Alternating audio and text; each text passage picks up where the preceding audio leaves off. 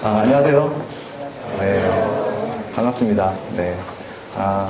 토요일 열공 하시는 거 진짜 보기 좋습니다. 존경스럽습니다. 네. 저는 다음 커뮤니케이션이라는 회사에 신현숙 씨하고 같이 근무하고 있는 윤석찬이라고 하고요. 개인적으로는 이제 모질라 커뮤니티라고 하는 이제 오픈소스 커뮤니티 활동을 또 같이 하고 있고, 네, 또 이런 자리에 여러분들 만나뵙게 돼서 반갑습니다. 저는 이제 제주에서 근무를 하고 있어서, 네, 서울에 간만에 왔어요. 그래가지고 토요일날 이렇게 대학로를 보니까 굉장히 가슴이 설레는데, 이 옆에 지청을 두고 공부를 하고 있자니 이거 조금 약간 뭔가 핀트가 안 맞는 것 같죠, 그죠? 예, 근데 그래도 우리가 이렇게 모였으니까 좀 많은 거 배우고 그리고 또 서로 얘기하고 나눠봤으면 좋겠습니다. 이번 시간은 이제 원래 제가 앞 시간에 했어야 되지만 뭐 좀 뒤에 좀 하게 됐고요. 좀 약간 기술적인 이유로. 그리고 이번 시간 하고 난 다음에 잠깐 쉬고 이제 쉬시고 그다음에 두 번째 시간은 가급적이면은 강의보다는 좀 데모 위주로 좀 보여드리고 난 다음에 좀 Q&A를 좀 현석 씨도 아마 Q&A 못했을 것 같은데 그런 식으로 좀 진행을 하도록 그렇게 하겠습니다. 제가 이제 만든 발표 주제는 웹웨어라고 하는 주제거든요. 이거는 이제 이런 말이 없어요. 없는데 이제 소프트웨어에서 왔다는 부분은 아마 여러분들이 대충 아실 겁니다. 소프트웨어에서 웹웨어라고 써놨다 이렇게 생각을 하실 텐데 우리가 웹이라고 하는 기술이 웹이라고 하는 기술이 이제 만들어져서 지금까지 굉장히 많은 변화가 있었는데 변화를 한번 훑어보면서 우리가 이 앞으로 웹 기술 또는 웹으로 하는 세상이 어떻게 바뀔 거냐를 한번 예측을 해보시면 여기 계신 분들 대부분 이제 20대 그죠? 20대시죠 그죠?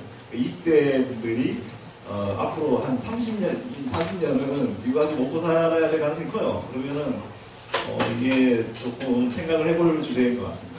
그냥 당장 월급을 받기 위해서 내가 회사에서 하는 일 때문에 개발자들이나 이런 애들하고 같이 이렇게 힘들지만 일하고 있는데 걔네들하고 계속 이렇게 해야 되는지 이런 부분도 한번 생각해 볼 필요가 있을 것 같습니다. 그런 부분들을 조금 얘기를 해보면 좋겠다는 생각이 듭니다. 마침 원래가 웹이 만들어진 지가 25주년이었는데 며칠 전에 3월 13일이 웹 25주년입니다. 그래서 1989년 3월 12일 날 팀 버너스리가 처음으로 자기네 연구소에다가 이거를 만들어 보면 어떨까요? 이렇게 프로포즈를 낸 25년 전입니다. 그리고 그 연구소가 유럽 국자 가축비 연구소가 그거를 특허를 안 내고 이 기술을 다 쓰세요라고 배포하는 게 딱 20년 됩니다. 지금. 그 이후로 5년 후에 그거를 페이턴트 프리로 그걸 뿌렸거든요. 그래서 지금 우리가 웹을 쓰게 된 가장 큰 이유 중에 하나가 그 연구소가 특허를 안 받고 무상으로 그냥 100% 했기 때문에 미국의 웹, 한국의 웹이 따로 존재하지 않고 전 세계의 웹이 존재하는 이유거든요. 그래서 이게 25년이나 됐으니까 거의 청년이잖아요. 우리 나이잖아요. 우리 나이. 그러니까 우리 나이가 됐으니까 앞으로 조금 이런 부분을 생각해 볼 필요가 있겠다는 생각이 듭니다. 처음에 이제 웹이 만들어졌을 때 좀 생각해 보면 이 아저씨가 그 웹을 만드신 거예요. 팀 버너스리라고 하는 거. 개인적으로 만나봤는데 그렇게 아주 핸섬 가이는 아닙니다. 말도 잘하고 그런 사람도 아니에요. 근데 이제 정말 혁명적인 그때에서는 인터넷에서 혁명적인 생각을 하신 거죠. 그분이 생각하신 건 이런 거였어요. 그러니까 모든 기기나 이런 부분에도 다 이렇게 정보가 공유될 수 있는 그런 하물며 이런 작은 휴대폰 옛날 거죠. 옛날 거에서 이런 웹페이지가 나와도 정보가 됐으면 좋겠다라고 생각을 했습니다. 왜냐하면 그 연구소라는 장소 자체가 너무 많은 다양한 사람이, 다양한 전공자들이 다양한 컴퓨터를 쓰고 있었거든요.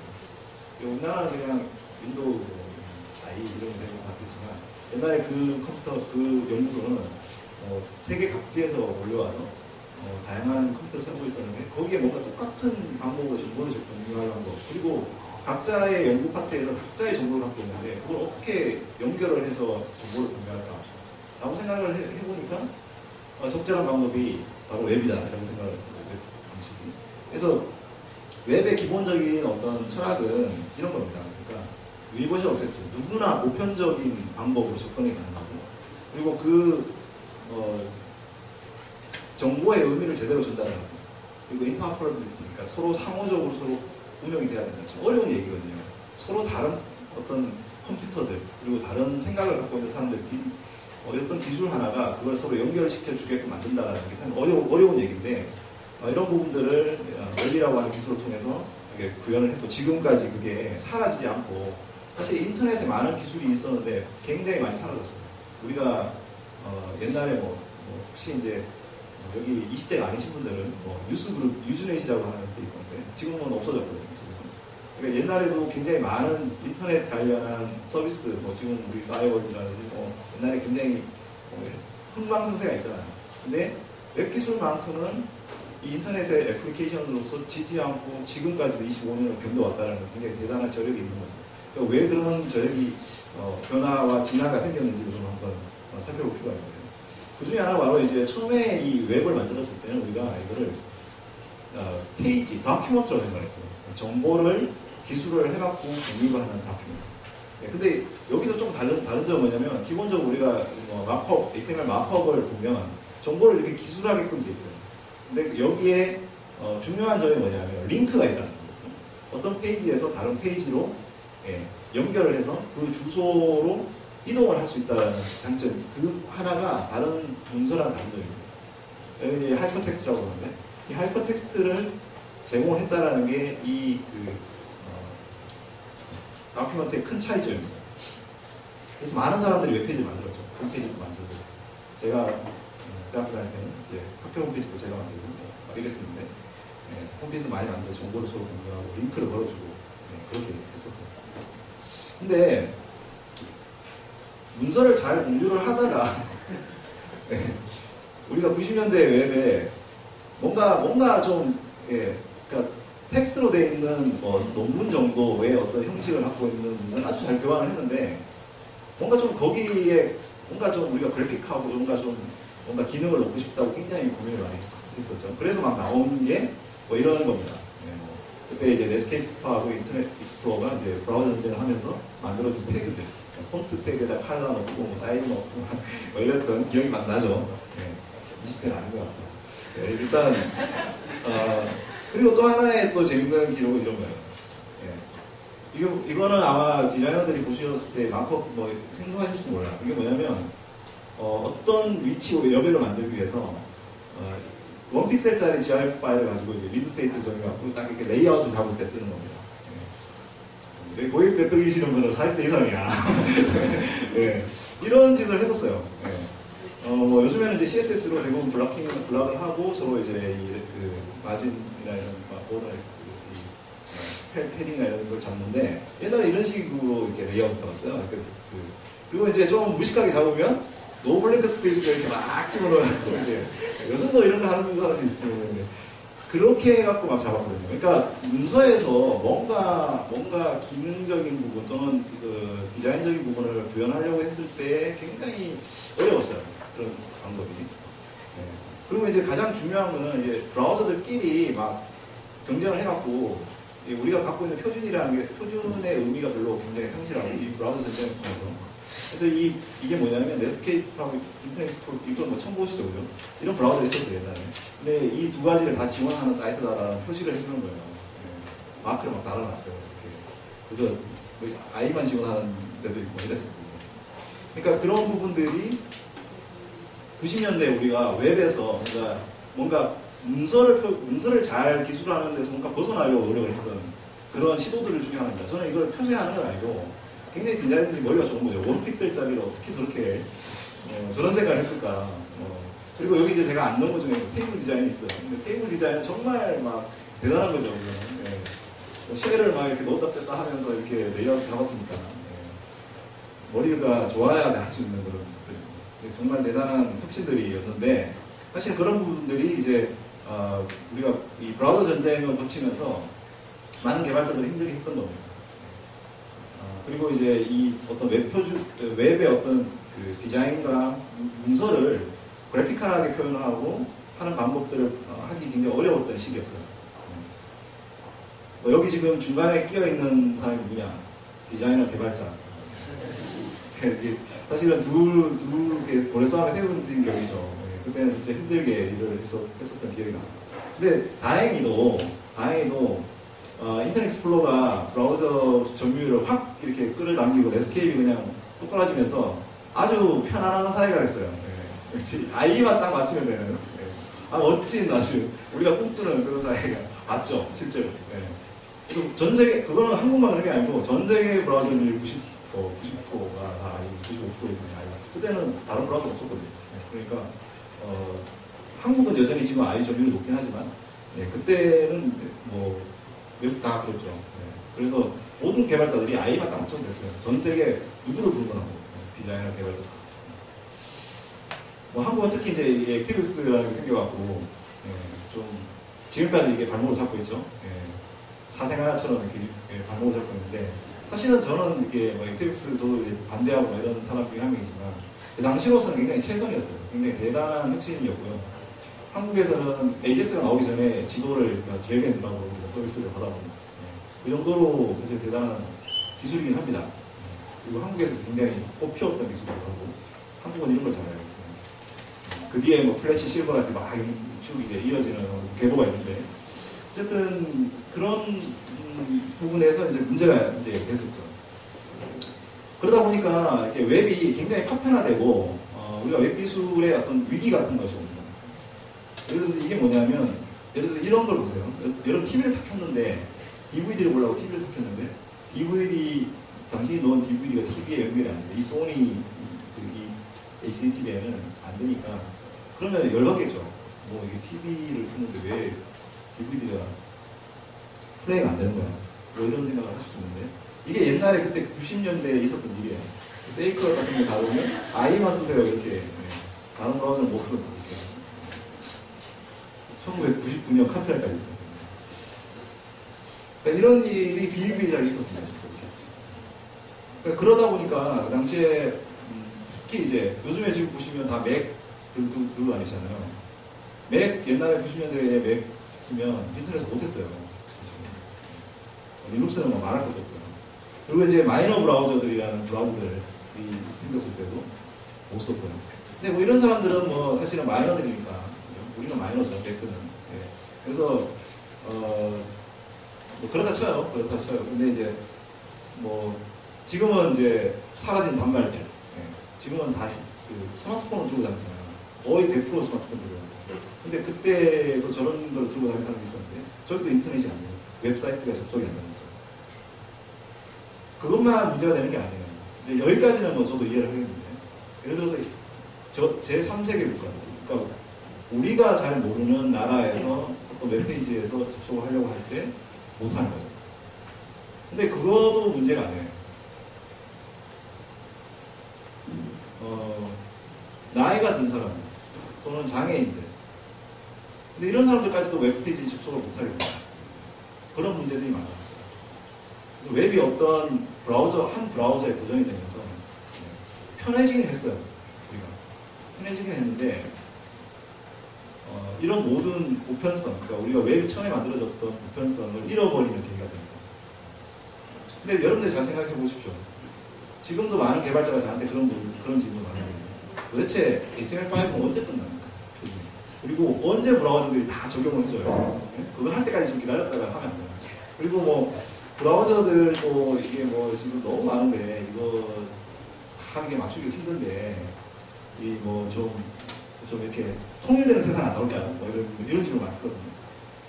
제가 그때마다 그런 얘기를 합니다. 우리가 통일됐을 때가 있었어요. 인터넷 익스플로러가 전 만사통 형통을 했던 시기가 있었거든요. 근데 그 시기를 되돌아보면요, 그 시기가 웹이 제일 침체됐던 시기예요.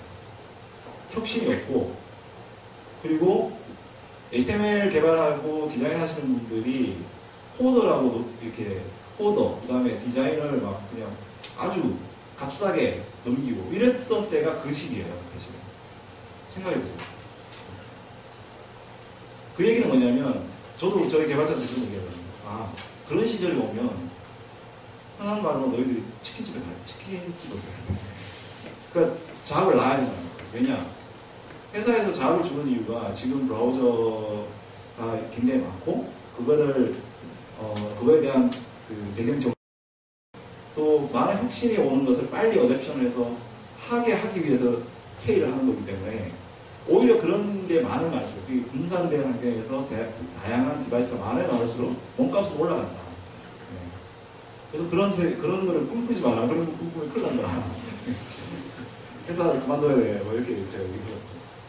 네. 그러니까 지금 사실은 어떤 그 다양성이 존재했을 때 혁신이 많고 그때 우리 일이 많았어요. 그게 힘들 수는 있습니다만 더 많은 자업을 만들고 더 많은 고용을 창출했었죠. 그래서 이 문제를 좀 해결하기 위해서 등장한 운동이 웹표준 운동이라고 하는 겁니다. 이게 대략 한 2000년대 이제 초반, 그러니까 2002년도, 3년도 이럴 때 제일 유명한 제키 제르만이라는 분이 웹 스탠다드로 디자인을 하는 건 어떤 거냐, 웹 페이지를 만드는 건 어떤 거냐를 먼저 얘기를 하고, 그리고 이런 전문가들이 웹 스탠다드 프로젝트라는 걸 만들어서 전 세계적으로 민간에서 어떻게 하면 웹 표준이라는 걸 적용해가지고 만드느냐라는 부분을 얘기를 하기 시작합니다. 그게 한국에도 들어와요. 그게 한국에도 한 2004년도, 5년도부터 들어와서 웹 표준을 하는데, 뭐 그렇게 지금 알고 있는 그런 내용들이에요. 아마 이거는 뭐 여러분들 다 아실 겁니다. 이게 웹에 크게 세 가지 요소가 있다. 컨텐츠를 다루는 구도, 컨텐츠 구조를 다루는 HTML, 그리고 그거의 디자인과 표현을 다루는 CSS라는 기술이 있고, 그리고 그거의 어떤 동적인 그 부분을 컨트롤하는 자바스크립트라는 부분이 있어서 이 세 개를 합쳐서 쓰지 말고 잘 분리해서 사용을 하면 컨텐츠 접근성도 좋아지고 디자인도 잘할 수 있고, 그리고 애플리케이션으로서의 어떤 기능도 잘 동작할 수 있다. 그리고 이것을 그 기능을 동작하지 않는 사람들을 위해서 조금씩 그 기능의 어떤 조금 어려운 말로 프로젝트 인헬 또는 업셋라고 하는데, 그런 부분들을 적용해주면 조금 옛날에 이 기능을 동작하지 않는 브라우저 또는 뭐 검색 엔진 이런 데서도 충분히 이거를 서비스를 할 수 있다라고 하는 방법론이죠. 네. 그래서 이 방법론은 굉장히 부음을 타서, 전 세계적으로 부음을 타서 정말 안 될 것 같았는데 한국에서도 지금은 다 하고 있습니다. 네. 이건 그냥 아주 보편적인 얘기가 있어요. 이걸 아직도 안 하고 있으면 뭔가 좀 이상한 그런 얘기를 듣는 그런 이유가 되죠. 그래서 뭐 마크업이랑 CSS랑 자바스크립트 분리해갖고 개발한다라는 거죠. 지금은 대부분 다 이렇게 하고 있죠. 요즘 그래서 폰트 이런 태그 이런 거 잘 못 봐요. 근데 사실 이 부분도 또 다른 세상이 왔는데 그 세상에 적응을 잘 못해서 약간 못해야 됩니다. 그래서 뭐 저도 그렇고 현숙 씨도 그렇고 2000년대 초반에 웹표준 커뮤니티 활동을 꽤 많이 했는데, 사실은 요즘에 웹표준 커뮤니티 있어요 이러면 잘 없죠. 잘 못 보실 거예요. 걔네들 뭐 하지? 얼굴에 서로 모여가지고 술이나 마시고 뭐 이럴 수도 있는 그런 커뮤니티로 전락할 수 있어요. 사실은. 근데 왜냐하면 이게 이 웹이 여기서 머무르지 않고 계속 변화하고 있었거든요. 그 변화의 어떤 그거를 좀 우리가 좀 봐야 되는데, 그게 바로 애플리케이션입니다. 우리가 지금까지는 웹을 다큐먼트를 보고 그 다큐먼트를 갖고 최대한 어떤 컨텐츠를 잘 정보를 전달하고 시각적인 어떤 영역에서 잘 정보를 전달하는 것이 우선이었는데, 2000년대 중반을 지나면서 웹의 인더스트리가 굉장히 변화가 생기면서 웹을 단순히 그냥 그런 정보 검색의 정보 전달의 수단에서 애플리케이션으로 변화하게 됩니다. 가장 대표적인 이런 부분을 만들었던 회사들이 지금 현재의 대표적인 회사들입니다. 구글, 아마존, 이베이 이런 회사들. 이 회사들은 가만 보시면 옛날에 그렇게 별 볼 일 없었던 회사예요. 구글 검색 엔진 회사, 그 다음에 아마존 책방 회사죠. 이베이 경매한 회사. 별로 뭐 그냥 우리나라로 따져보면 하나씩 있는 회사잖아요. 이런 회사. 근데 지금 보면 이 회사들이 대부분 다 글로벌 시가총액 따져보면 뭐 엄청난 회사들입니다. 이 회사들이. 물론 그 뒤에 뭐 페이스북도 나왔지만, 어쨌든 이 회사들이 어떤 작업을 했냐면, 구글이 처음에 했던 게 뭐냐면 자기네들 먹고 살기 위해서 야후에다가 검색 엔진 렌탈을 해줬어요. 그리고 아마존도 자기네들 사이트에서 물건을 팔기가 어려우니까 포털 사이트라든지 AOL이라든지 이런 회사에다가 자기 상품 DB를 주고 이렇게 제휴해갖고 그걸 클릭해서 들어오면 판매되면 막 수익을 배분하는 그런 사업을 했었거든요. 이베이도 이제, 이베이는 경매를 하는 회사잖아요. 근데 물건 하나하나 올리는 거 갖고는 돈이 안 됩니다. 그러니까 물건을 많이 갖고 있는 사람, 또는 그 지역에 물건 많이 갖고 있는 사람들을 모아갖고 돈을 벌게 합니다. 근데 여러분들 이런 걸 하려고 할 때 뭐가 필요한지를 좀 생각을 해봐야 돼요.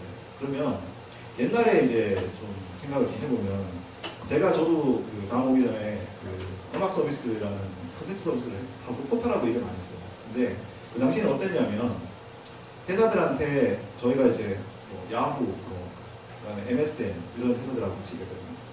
근데 그 회사들한테 가서 저희가 음악 서비스를 하겠습니다 그러면 걔네들은 섹션을 만들어주세요. 이렇게.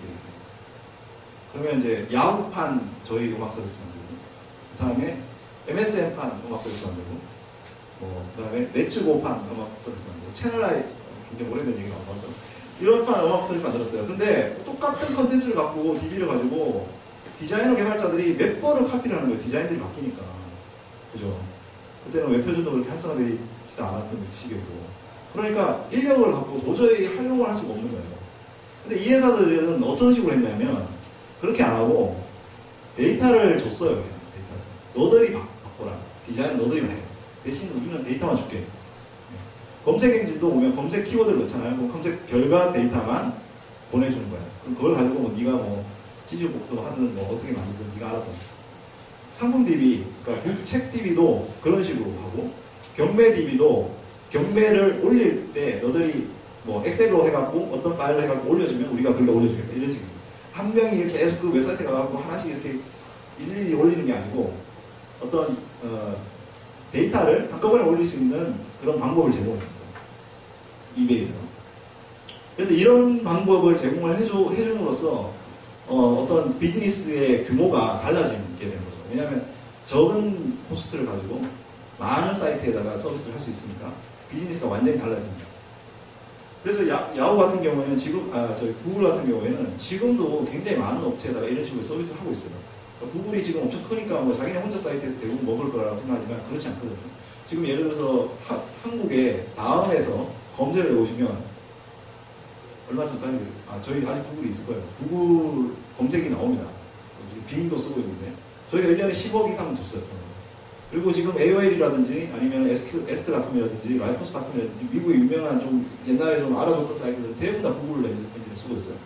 무슨 얘기냐면 걔네들이 다 만들어준 게 아니고 데이터만 주는 겁니다. 지금도 여전히 그 비즈니스 하고 있어요. 그 비즈니스 굉장히 큽니다. 그 비즈니스가 실제로 구글에서도. 근데 그거를 해주는 우리가 조금 어려운 말로 API를 제공해 줍니다. 프로그래밍 인터페이스라고 해가지고 어떤 방법을 제공해 주는 거죠. 그래서 그걸 가지고 비즈니스를 하게 됩니다. 우리가 여기 계신 분들 대부분 이제 기술하고 크게 관련이 없으시겠지만 이런 거 들어보셨을 거예요. 뭐 자바 개발자, 단넷 개발자, 뭐 이런 개발자들이 자바 개발하시는 분이 있고 개발자들 중에 뭐 단넷 웹 개발자도 있고 뭐 다른 개발자도 있구나 정도는 아실 겁니다. 근데 예를 들어서 우리가 자바 개발이라든지 단넷 개발이라든지 플래시 개발도 마찬가지고 실버라이트 개발도 마찬가지고 그런 개발들은 소프트웨어 플랫폼을 가지고 있는 그 소프트웨어 플랫폼 위에서 개발하는 겁니다. 우리가 마치 이제 웹 개발도 이제 웹서버 기반에 올라가서 개발하듯이. 근데 그 소프트웨어 플랫폼이라고 하는 것은 굉장히 폐쇄적이에요. 왜냐하면 자바 애플리케이션을 윈도우 단넷에서 못 올립니다. 그리고 플래시를 실버라이트에서 못 돌려요. 그래서 그 플랫폼만 사용하게 돼 있어요.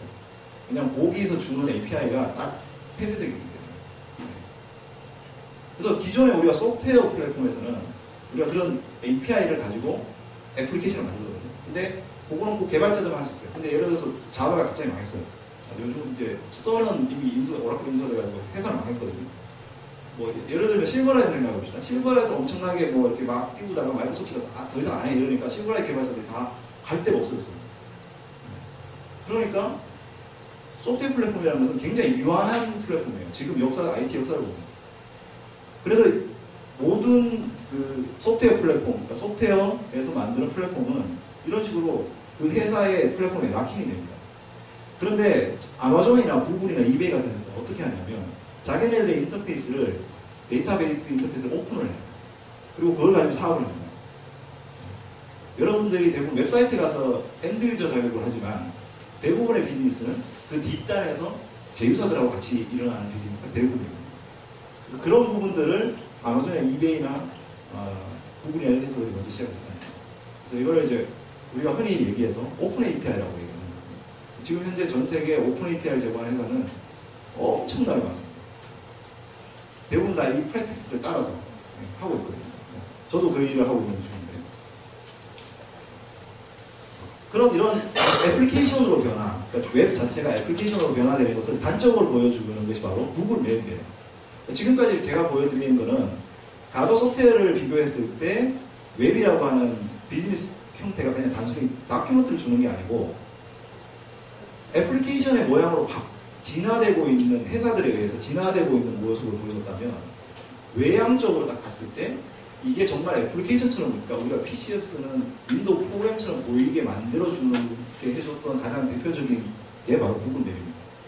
구글 맵은 브라우저에서 이렇게 막 이렇게 흔들면 지금 뭐 여러분들 아주 일반적이잖아요. 그런 거 그죠? 지도 이렇게 플러그인 안 깔고 그냥 지도 이렇게 뭐 드래그앤드랍 하고 그냥 지도가 진짜 동작하는 것처럼 같이 보여주는 그런 거를 제공해주는데 그게 바로 AJAX라고 하는 기술이죠.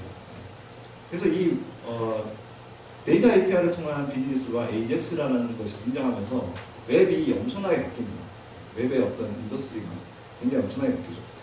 그래서 우리가 보면 그 사이에 어떤 변화가 잘 이렇게 감지가 안 되기 때문에 HTML5라는 얘기가 처음에 한 4년 전에 처음 이렇게 나왔을 때 사람들이 이거 뭐야 갑자기. 그러니까 우리가 지금 되게 보면 이런 그 HTML이라고 하는 표준은 대략 HTML 4.01에서 2000년도에 끝났어요. WS에서 그 표준이 4.01이 나오면 딱 끝이었습니다. 근데 그 한 10년 동안 별로 이렇게 어떤 변화가 없었던 것 같은데 갑자기 사람들 입에 뭐 HTML5라는 게 나오면서 막 해제가 되는 거죠. 근데 실제로 그 사이에 변화가 많았죠. 이런 변화가 있었죠. 아까 보셨듯이. 근데 이 변화가 사실은 어떤 변화 중에 하나냐면 뭔가 탈피를 하려고 하는 변화가 있었어요. 근데 결국 I라는 것이 그런 혁신을 막았던 그런 건데 그 사이에 제가 웹 1.0이라고 하는 이게 지금 제가 아까 데이터 API라고 하는 그런 어떤 그걸 통해서 플랫폼을 만들어서 뭐 비즈니스하고 하는 것들 흔히 말해서 웹 2.0이라고 얘기하고 그거 하고 그다음에 이제 AJAX라고 하는 외향적으로 보이는 어떤 애플리케이션처럼 보이는 자바스크립트를 통해갖고 통신해갖고 하는 기술들 이 기술들이 사실은 우리가 변화를 놓치고 있었던 부분 중에 하나입니다. 혹시 여러분들이 알고 계셨으면 다시 한번 하시고 어디서 그랬구나 라고 한번 생각해 보시면 좋을 것 같습니다. 그래서 근데 이게 그러면 그냥 정말 HTML5라는 것이 하루아침에 나온 얘기냐 그게 아니라는 거예요. 2005년도에 이 브라우저 업체들이 모여갖고 뭔가 회의를 합니다. 이제 웹 문서가 아니라 웹 애플리케이션 시대가 왔으니까 뭔가 우리가 웹을 바꿔야겠다. 웹의 어떤 개발 방식이라든지 개발자들한테 어려운 방식을 좀 바꿔야 되겠다라고 생각을 해서 만듭니다. W3C라고 하는 웹 표준 업체에다가 단체에다 제안하죠. 뭔가 좀 바꾸자고. W3 이런 자에 보여줘야 해요. 왜냐? 얘들은 독보적이 없거든요. 2005년도만 2003년, 4년도만 해도 이 브라우저 점유율이 전 세계 2%밖에 안 됐어요. 지금은 세상이 바뀌었죠. 근데 10년 전에는 이 브라우저, 파이어폭스 뭐 이런 브라우저 나오기 전이기도 하고 2004년도면 그 브라우저 점유율이 2%밖에 안 됐어요. 전 98%가 I였어요. 그럼 I를 다 쓰는데 노들이 뭔데 뭐. 하라고 하고 말하는 거 아니죠. 그래가지고 얘네들이 나와가지고 새로운 워킹그룹을 만들어요. 그래서 만든 게 이게 WHAT 워킹그룹을 만들어요. 이게 굉장히 재밌는 워킹그룹이고 이게 뭐지? What 워킹그룹인데 이 이름을 잘 보시면 재밌어요. 웹 하이퍼텍스트 애플리케이션 테크놀로지 이게 이 하이퍼텍스트는 여러분들이 제가 지금까지 설명한 다큐멘트입니다. 하이퍼텍스트입니다. 근데 애플리케이션이 있어요. 그러니까 이거는 굉장히 어감이 안 맞는 말이에요. 문서 대 애플리케이션이에요. 이거 뭐야 이거? 문서도 되고 애플리케이션도 되고 그게 돼? 뭐 애플리케이션을 만들려면 뭐 자바나 이런 걸 만들어야지 뭐 플래시나 실버라이트 이런 걸 만들어야지 무슨 HTML 가지고 애플리케이션 만드는데 말도 안 된다 이렇게 생각을 많이 했어요 그 당시에.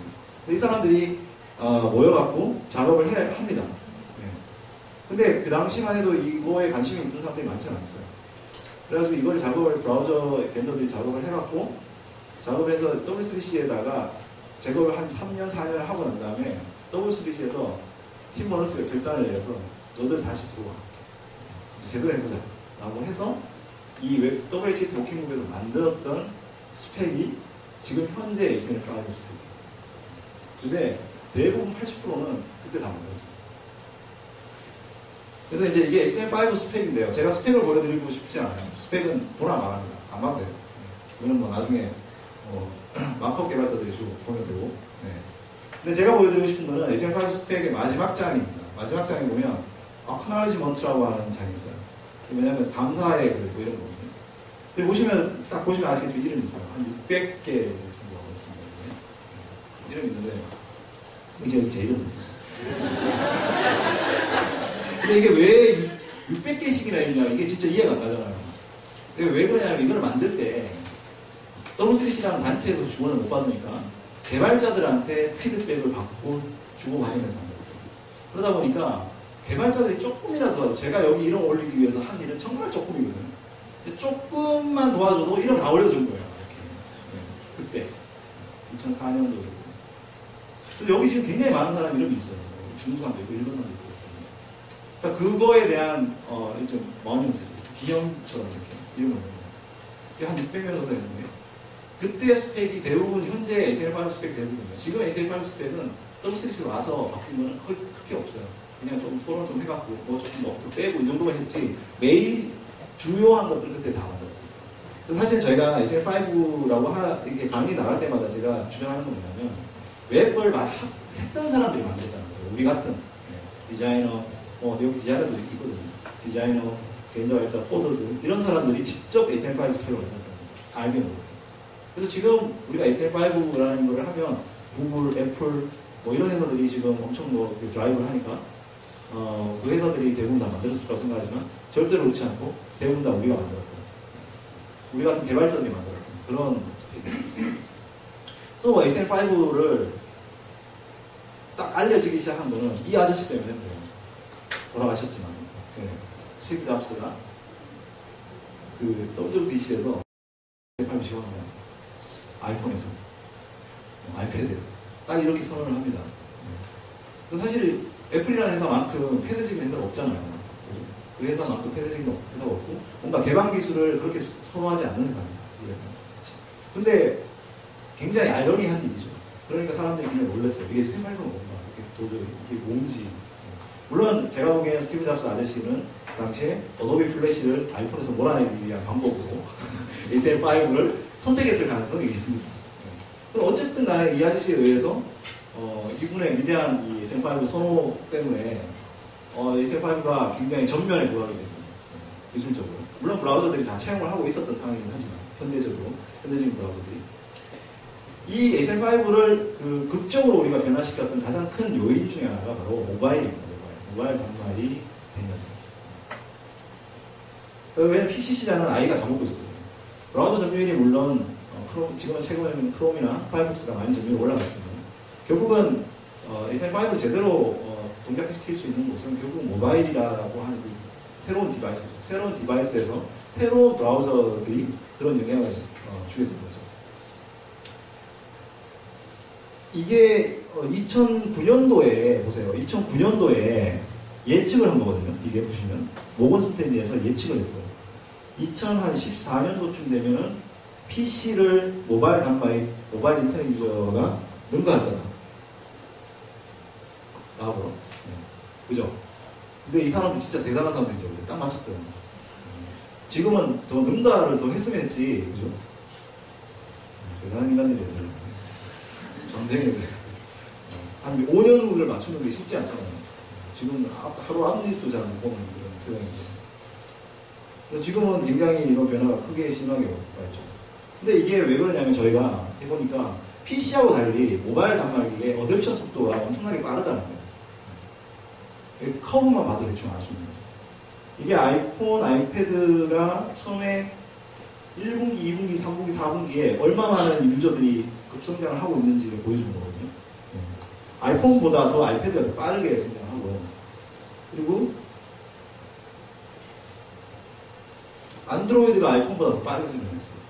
사람들이 아이폰 처음 나왔을 때는 와, 아이폰이 세상을 다 먹겠다 이렇게 생각했거든요. 멤버 지금은 한국의 아이폰 유저들 5%가 안 돼요. 지금 점유율이.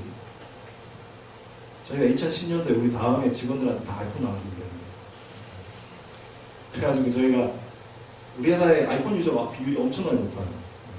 한 30% 이상 지금. 그때 예전에는 안드로이드 단말기가 많이 이렇게 보급이 되고 있을 때 우리 회사의 아이폰 사용자가 60%, 70% 넘었어요. 그래가지고 우리 회사에 특단의 대책을 내립니다. 안드로이드에 새로 준다. 왜냐하면 아이폰만 쓰고 있으니까 안드로이드 유저들이 뭘 어떻게 하는지 하나도 모르고 있는 거예요. 그래가지고 회사 전체적으로 저희가 안드로이드 100% 다시 안 했습니다. 그 정도로.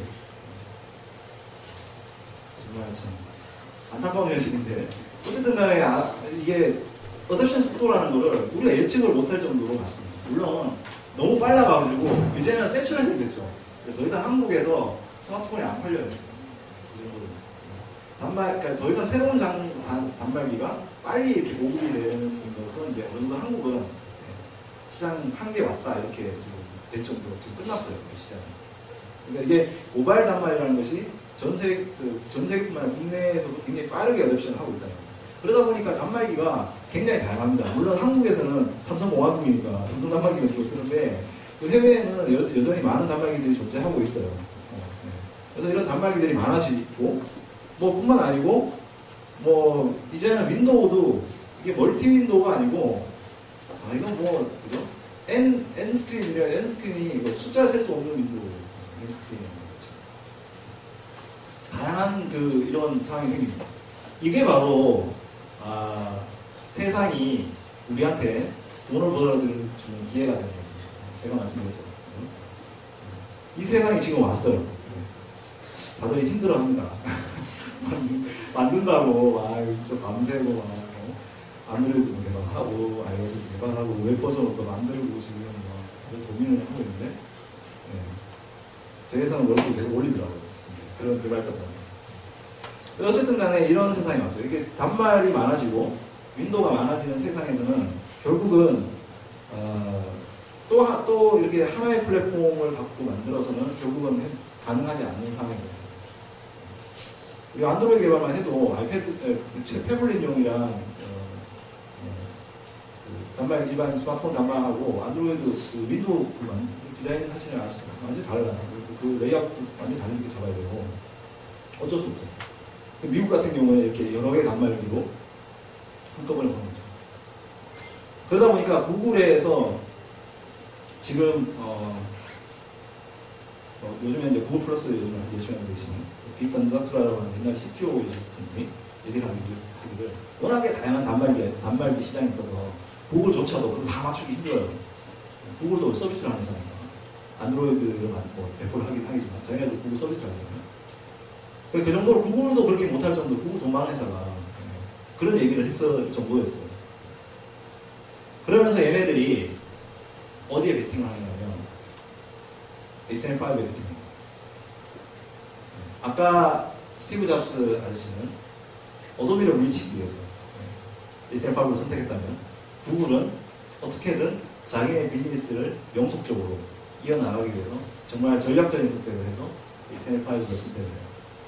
구글 I/O라고 굉장히 유명한 개발자 컨퍼런스거든요. 2009년도 컨퍼런스에 얘네들이 다른 거 다 접혀주고 첫째 날 HTML5를 들고 나와요. 그때 사람들이 놀랬죠. HTML5가 누굴 건가? 이렇게 그 자기네 컨퍼런스에서. 근데 그 컨퍼런스에 그때 크롬도 안 나왔던데 2009년에 크롬이 없었던데 그때 파이어폭스하고 오페라 CTO가 와갖고 HTML5를 실현을 했어요. 구글 I/O에서. 마치 스타워즈의 한 솔로가 반란군 적당한테 가서 프레젠테이션을 하는 그런 현상이 벌어질 정도로 HTML5에 제대로 베팅을 합니다. 그때 팀 모라리가 블로그에 있었어요. HTML5에 구글이 확실하게 베팅하고. 그래서 그 뒤로 이제 HTML5가 열심히 이렇게 알려지고 또 많은 사람들이 사용을 해보려고 합니다. 근데 그 뒤에 또 다른 변화가 있죠. 뭔가 알지 못했던 잠복해있던 문제가 안드로이드라고 하는 게 있습니다. 그래서 우리가 앱과 웹의 어떤 뭐 대결 구조처럼 되고 실제로 페이스북에 있는 마크 저커버그가 자기가 HTML5를 해봤더니 개판이다. 도저히 이걸로는 앱 못 만들겠더라. 라고 얘기를 해갖고 굉장히 구설수도 오고 굉장히 이제 웹은 그래도 모바일에서 좀 간단한 걸 할 수 있지만 그래도 세련되고 미려한 기능은 제공을 못할 것 같아 라고 생각하죠. 근데 물론 이제 이 아저씨가 그 다음날 바로 자기가 해명을 해요. HTML5가 배드한 게 아니고 우리가 지금 잘 못해서 그런 것 같고 좀 롱텀 그러니까 장기적인 관점을 봤을 때는 이거를 쓰는 게 맞다라고 하고요. 실제 페이스북 앱이 완전히 네이티브로 바뀐 건 아니에요. 페이스북 앱의 메뉴들, 그러니까 우리가 딱 찍었을 때 나온 메뉴 있잖아요. 이쪽 메뉴들만 네이티브로 바뀌고 현재 지금 여전히 그 컨텐츠들은 웹이나 HTML5로 분석을 합니다. 웹으로 분석을 하죠.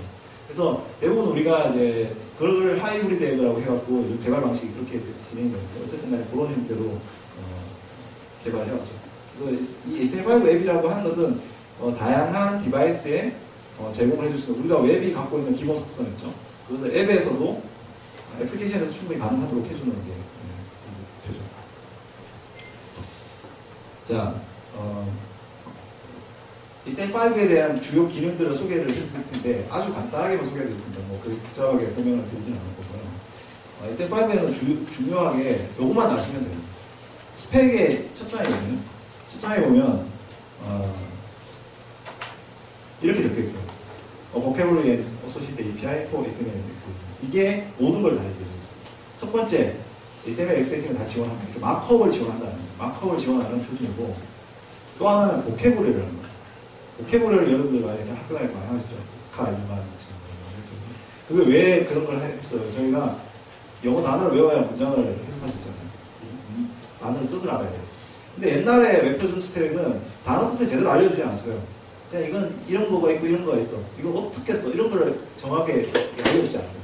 HTML5 스펙에는 그게 정확하게 있습니다. 이거는 어떤 때 써라. 이런 때 쓰지 마라. 이런 게 잘 적용이 되고요. 또 하나는 이제 이 API라고 하는 거예요. 아까 이 API라는 단어는 프로그래머들 쓰는 단어거든요. Application Programming Interface. 어플리케이션을 프로그램하기 위해서 만들어 놓은 뭔가 방법입니다. 그런 방법을 제공해 주는 거예요. HTML 마크업인데 여기다가 이 API를 넣어놨어요. 이것이 추가가 됐다는 것을 확실하게 보여줍니다. 그래서 지금 보여드리는 것들이 그런 부분들을 쉽게 할 수 있도록 하는 것들이에요. 그래서 우리가 HTML5 스펙에는 아주 작은 부분만 들어있습니다. 캔버스, 오디오, 비디오, 마크업 이런 것들이 들어있는데 지금은 사람들이 HTML5를 엄청나게 넓게 생각하거든요. 근데 이제 이런 것들의 가장 중요한 HTML5 특징은 개발자들이 하고 있는 많은 삽질들, 그러니까 우리가 마크업의 브라우저를 맞추고 막 이런 것들을 줄이는 일들이 대부분이고요. 옛날에는 이런 좀 이상한 태그 있죠. 이런 좀 이상한 잘 갖추지도 않고 뭔가 중간에 뭔가 어중간한 태그들은 브라우저들마다 해석하는 방법이 달랐어요. 이렇게. 이건 상세하게 보이잖아요. 이렇게 브라우저마다 해석하는 방법이 달랐는데 이런 걸 맞추기 위해서 어떻게 하냐면 문서에다가 우리가 문서에 선언을 해주는데 독타입을 선언을 하거든요. 옛날에는 독타입이 굉장히 복잡했어요. 막 이렇게 복잡하고 막 이랬거든요. 근데 이걸 다 빼고 자, 우리가 이 독타입 하나를 딱 쓰자라고 정합니다. 그래서 독타입 HTML이라고 하면 이건 HTML5 독타입이에요. 그리고 이 독타입에 해당이 되면 아까 그런 버그들을 고쳐주죠. 그래서 렌더링 엔진을 다 바꿀 수가 없어요. 렌더링이 엄청 무겁거든요. 이 브라우저 렌더링 엔진이 엄청 무겁기 때문에 바꿀 수는 없고 단지 여기에 들어오면 그 렌더링 엔진의 그 버그들이라고 생각되는 것을 바꿔주죠. 표준에 맞춰서. 그리고 재밌는 거는 여러분들 보시면 알겠지만 여기는 독타입에 버전 번호가 있어요. HTML 4.01 뭐 이렇게. 근데 여기는 버전 번호가 없어요. 이 말은 무슨 얘기냐면 HTML은 이제 HTML5는 버전이 없는 거예요. 이제 앞으로 이 독타입을 쓰면 미래 웹표준도 다 지켜준다. 라고 하는 것을 보여줍니다. 과거의 표준뿐만 아니고 미래의 표준까지 지켜준다. 그래서 버전이 없습니다. 물론 뭐 여러분들 좀 아시는 분들은 뭐 5.1, 뭐 6.0 이렇게 버전이 있다고 하지만 그거는 W3C가 뭔가 우리가 소프트웨어를 만들 때 이렇게 한 번씩 이렇게 배포할 때 쓰는 그런 종류의 버전이고 실제는 HTML을 만드는 데에는 리빙 HTML이라고 해서 살아있는 HTML이라고 해서 버전을 하지 않고 계속 스펙을 업데이트하고 있어요. 그래서 좀 다른 형태로 지금 웹이 웹편도 바뀌어있죠. 동영상이 안 문제였는데. 그래서 개발자 삽질 중에는 가장 대표적인 게 이겁니다. 우리 인포 폼에다가 이런 식으로 이메일이면 타입이 이메일이면은 이렇게 이메일 자판을 보여주고 타입이 웹사이트면 이렇게 웹사이트를 잘 쓰면 자판이 보이고 이렇게 다양한 어떤 그 타입들을 줘갖고 밸리데이션 같은 것들을 쉽게 할 수 있도록 넘버면 숫자만 넣고 이런 식으로 할 수 있는 것들을 주는 것들이 좀 대표적인 거고요. 그 다음에 이제 리치 애플리케이션에서 가장 중요한 게 오디오 비디오를 플러그인 없이 제공해 주는 거예요. 굉장히 중요한 거거든요. 옛날에는 우리가 오디오 비디오를 쓰려고 했으면 윈도우 비디오 플레이어 또는 실버라이트, 플래시, 리얼 플레이어 이런 거 깔았어야 돼요. 플러그인을 통해서만 가능했거든요. 근데 지금은 동영상들이 대부분 다 XM5 동영상입니다. 지금 유튜브를 봐도 그렇고 티팟을 봐도 그렇고 플래시 거의 없어요. 대부분 여러분들 이걸 해보시면 오브젝트 태그로 옛날에는 다 값해갖고 이렇게 배포하고 이렇게 쉐어하고 있잖아요. 공유하고. 지금 오브젝트 태그 거의 없습니다. 지금 대부분 아이프레임으로 XM5를 핸들링 할 수 있도록 바꿔갖고 지금 제공하시거든요. 거의 대부분 요즘 동영상은 플래시 안 씁니다. 플래시 안 되죠. 왜냐하면 아이폰에도 안 되고 안드로이드 안 돼요. 당연히 플래시 안 쓰는 것이 되고요. 그래서 오디오 비디오를 HTML 태그를 써갖고 쓸 수 있다는 것은 굉장히 큰 그거예요. 왜냐하면 우리가 오디오 비디오를 다큐먼트의 컨텐츠로서 쓸 수 있다는 겁니다. 나중에 제가 데모를 보여줄 텐데 어떻게 쓸 수 있는지 보여줄 텐데 옛날에 플러그인으로 있을 때는 그 동영상 어떻게 핸들링 할 수 없었어요. 그 밖에 있는 거예요. 동영상 밖에 있는 거예요. 근데 지금은 그게 가능해졌다는 거예요. 그리고 이제 비디오를 이렇게 태그를 써서 쓰는 거고요. 그리고 이제 이 캔버스라고 하는 게 있죠. 그래서 캔버스라고 하는 것은 2D 그래픽을 만들어주는 거예요. 그래서 아주 아름다운 것을 그냥 마크업으로만 이렇게 동적인 이게 동영상도 아니고 플래시도 아니고 마크업을 해갖고 만드는 거고요. 캔버스라고 하는 추가가 되고 그리고 CSS 쪽에서도 이런 이펙트들이 있어요. 이게 굉장히 오래된 저희가 한 3, 4년 전에 만들어놨던 건데 다음에 아이폰에서 CSS3 이펙트를 가지고 이게 뭐 그 이펙트가 바로 적용될 수 있고 저 굉장히 옛날 거죠. 옛날 장면인데 이거도 이제 저희가 어떤 테스트를 했냐면 광고를 보다가 광고를 클릭을 하면 이렇게 화면을 계속 광고를 보여주는 거예요. 뭐 이런 식의 적용이 안 돼가지고 좀 아쉽던데 이런 광고주도 굉장히 좋아했을 것 같아요. 화면이 다 깨지고 이렇게 어쨌든 이런 데모를 할 수 있더라고요. 지금은 CSS3로 3D도 할 수 있습니다. 지금 이게 어떤 그 이미지라든지 객체가 XYZ의 값을 바꾸면 CSS만 갖고 그러니까 여러분들이 CSS 디자인만 하면 3D 렌더링을 보여줄 수가 있어요. 디클레이션만 선언만 딱 하면.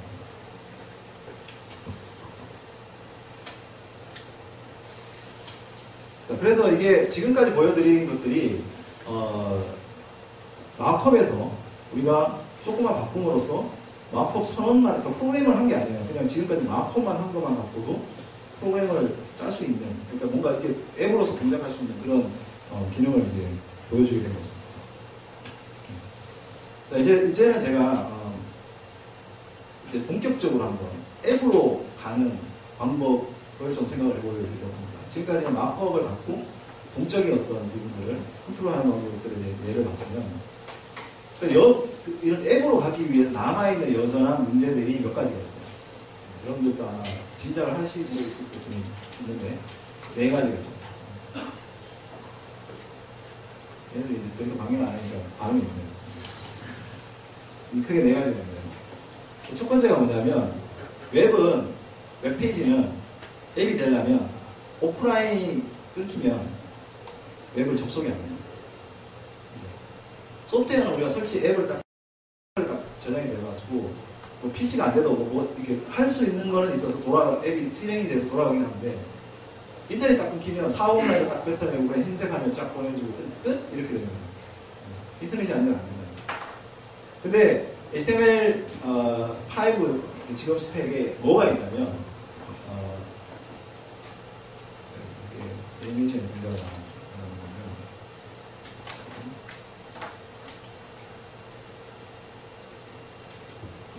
뭐가 있냐면 HTML 태그에다가 매니페스트라고 하는 속성이 있습니다. 그래서 이게 카드 매니페스트라고 하는 파일을 정리해 줄 수가 있어요. 이게 뭐냐면 카드 게임이거든요. 카드 게임 하는 프로그램이에요. 이렇게 하투, 네. 하투 프로그램인데 이 매니페스트 파일을 열어보면 이렇게 뭔가 파일 명이 이렇게 정해져 있어요. 이게 뭐냐면 이미지 파일, CSS 파일, 자바스크립트 파일이 쭉 있죠. 있어요. 그래서 이게 뭐냐면 너가 지금 오프라인이 되면 이 애플리케이션을 동작하기 위해서 저장을 해야 될 파일 정도입니다. 그래서 이미지 파일하고 CSS, 자바스크립트 저장을 해갖고 오프라인이 돼도 이 프로그램 동작을 해요. 카드 게임 동작을 하게끔 있고요.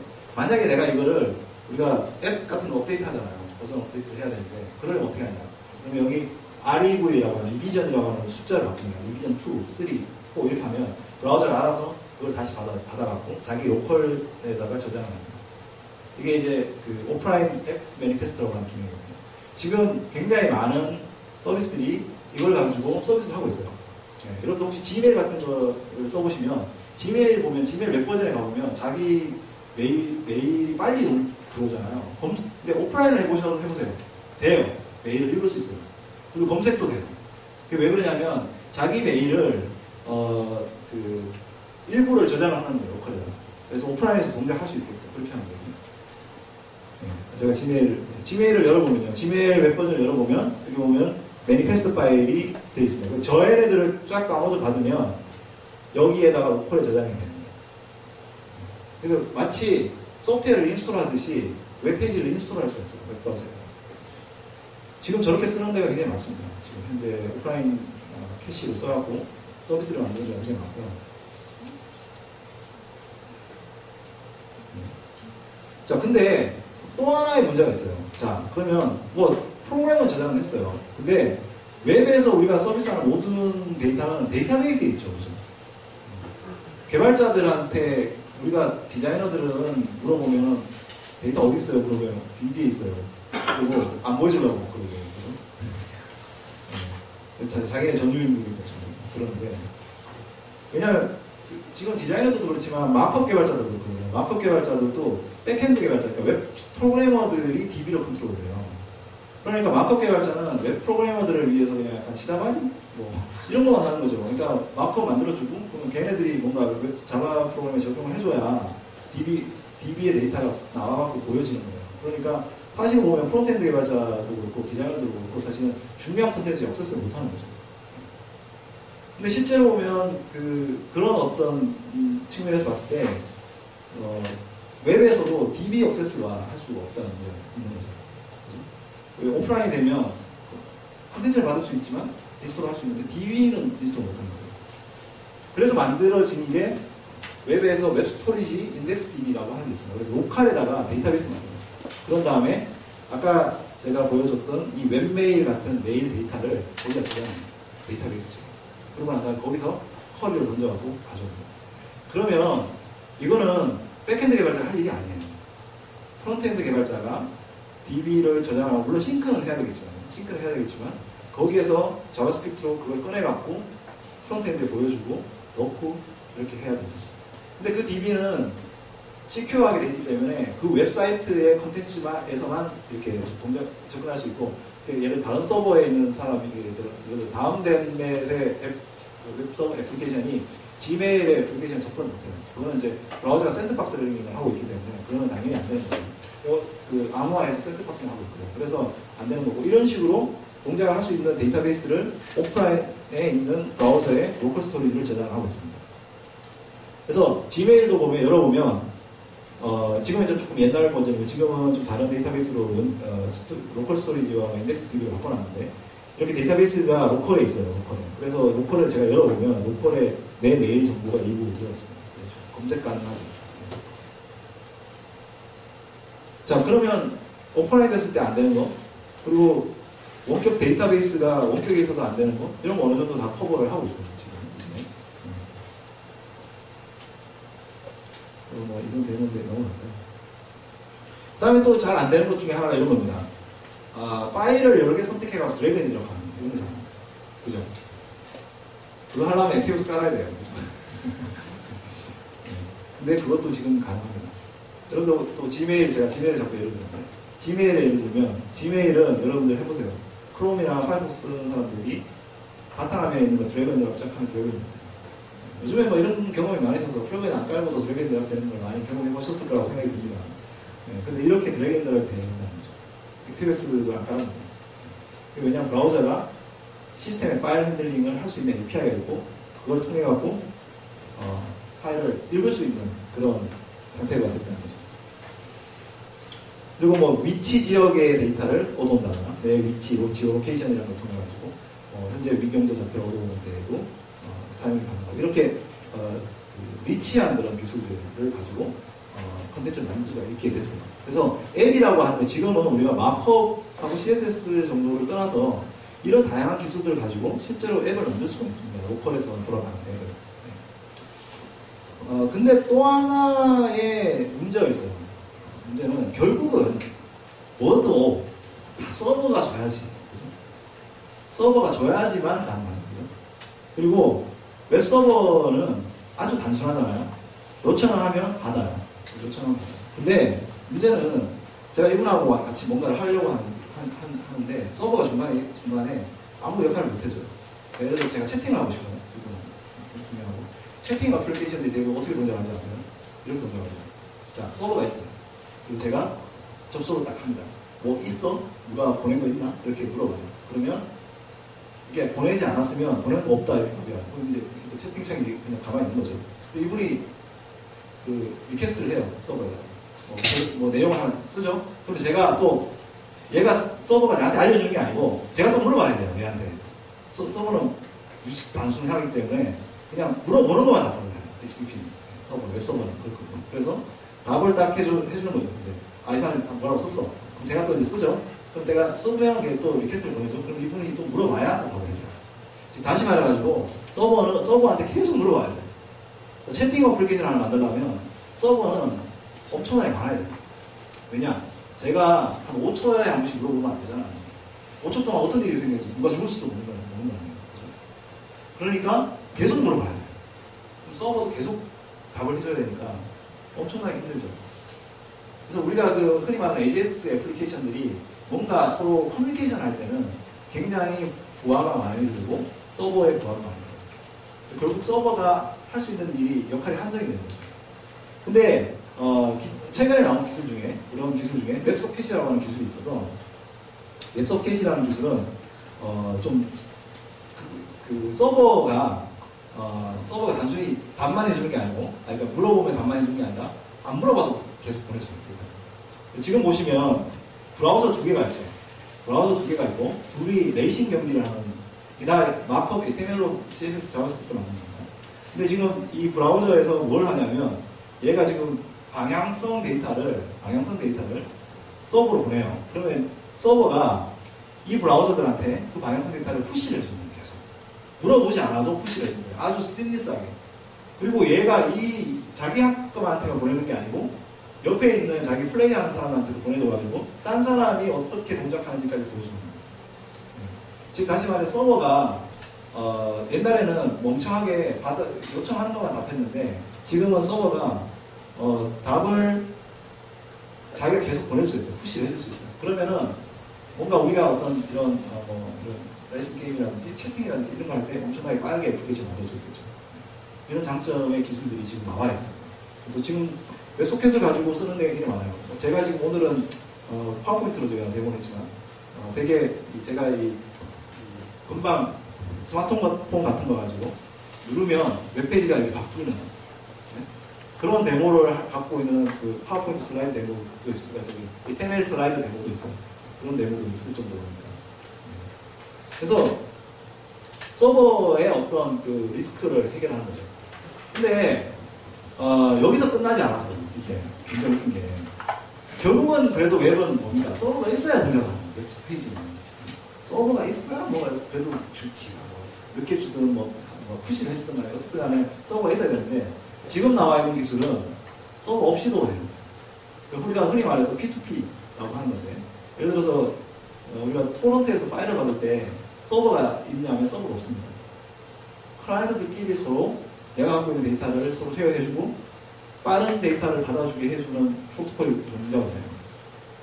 그래서 지금 현재 나와 있는 웹 기술, 최신 기술에는 서버 의존성을 완전히 탈피한 웹 RTC라는 기술이 있어요. 웹 리얼타임 커뮤니케이션이라는 기술이 있어요. 이거는 마치 우리 화상의 일을 할 때 서버 없이 화상의 일을 하는 거예요. 그래서 브라우저끼리 좀 이따 제가 데모로 아마 같이 한번 해볼 텐데 예, 하는 그런 기법이고요. 이게 데모 영상을 잠깐 보시면 이해가 되겠습니다.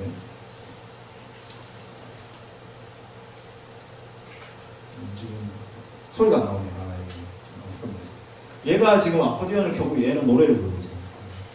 그러니까 서로 동영상을 서로 쉐어를 하는 겁니다. 그래서 여기에 있는 그 캠을 가지고 캠을 쉐어하는 건데 서버가 중간에 이 릴레이를 하는 게 아니고요. 서로 이 두 브라우저를 갖고 있는 사람이 서로 쓰는 겁니다. 나중에 한번 제가 데모를 해볼게요. 이런 식입니다. 그러니까 지금 보면 제가 보여드렸던 기술을 한번 생각해보세요. 그러면 웹이라고 하는 거는 진짜 못하는 게 없을 정도로 기술이 다 돼 있는 거예요. 우리가 애플리케이션에서 해야 될 거라고 생각하는 것들이 대부분 다 와 있습니다. 그래서 과거에는 우리가 그냥 구조, 표현, 동작, HTML, 자바스크립트, CSS를 가지고 다큐먼트를 만들었다고 하면 지금은 모든 영역이 프론트엔드에 와 있어요. 지금 말하는 것들이 다 프론트엔드 기반의 기술들이거든요. 서버 개발자는 할 일이 없어요. 저희 회사 서버 개발자들한테 자바스크립트 가르치고 이런 거 있어요. 다행히 최근에 뭐 빅데이터니 뭐 클라우드니 이런 게 좀 붐이 돼가지고 약간 그런 부분에 뭐 잡이 좀 백엔드 개발자들한테 생기긴 했지만 결국은 백엔드 개발자들도 자바스크립트를 못하면 도태되는 세상이 왔습니다. 그래서 지금부터는 제가 보기에는 우리들 세상 이 부분에 전문성을 가지고 잘하면 정말 앞으로 커리어 패스가 그런 이렇게 하면 나중에 20년 됐는데 20년, 25년 후에 당신이 말한 대로 안 됐잖아 이러면 제가 어떻게 할 수는 없지만 지금까지 25년을 봤을 때는 웹의 진화라는 것을 봤을 때는 엄청난 빠르게 진화를 하고 그 웹 자체가 스스로 잘 진화를 하고 있거든요. 그 기술에 우리가 팔로우를 하고 있지만 그래도 잘 변화하고 있다라고 볼 수 있고 앞으로도 아마 그럴 가능성이 크다고 볼 수 있습니다. 그래서 옛날에는 노트패드 한 장이면 웹페이지를 만들 수 있었지만 파이어볼 같은 게 생겨서 뭔가 제대로 만들어야 돼요. 지금은 이제 어도비 같은 데서 어도비 완전히 다 때려치고 이제는 이제 에디팅만 하는 거죠. XM5 지원한다고 난리가 났죠. 그래가지고 지금 별의별 게 다 나오죠. 이런 뭐 서비스도 제공을 하고. 지금은 이제 뭐 나중에 그 파이어폭스 OS 개발하는 거 보시면 알겠지만 단말기에다가 직접 브라우저에 연결해갖고 옛날에는 단말기 테스트를 할 때는 다 개발하고 배포하고 난 다음에 이제 단말기 열어가지고 보고 했잖아요. 근데 요즘에는 브라우저에 단말기 직접 꽂아가지고요. 여기서 만드는 테스트한 걸 그대로 바로 볼 수 있어요. 단말기.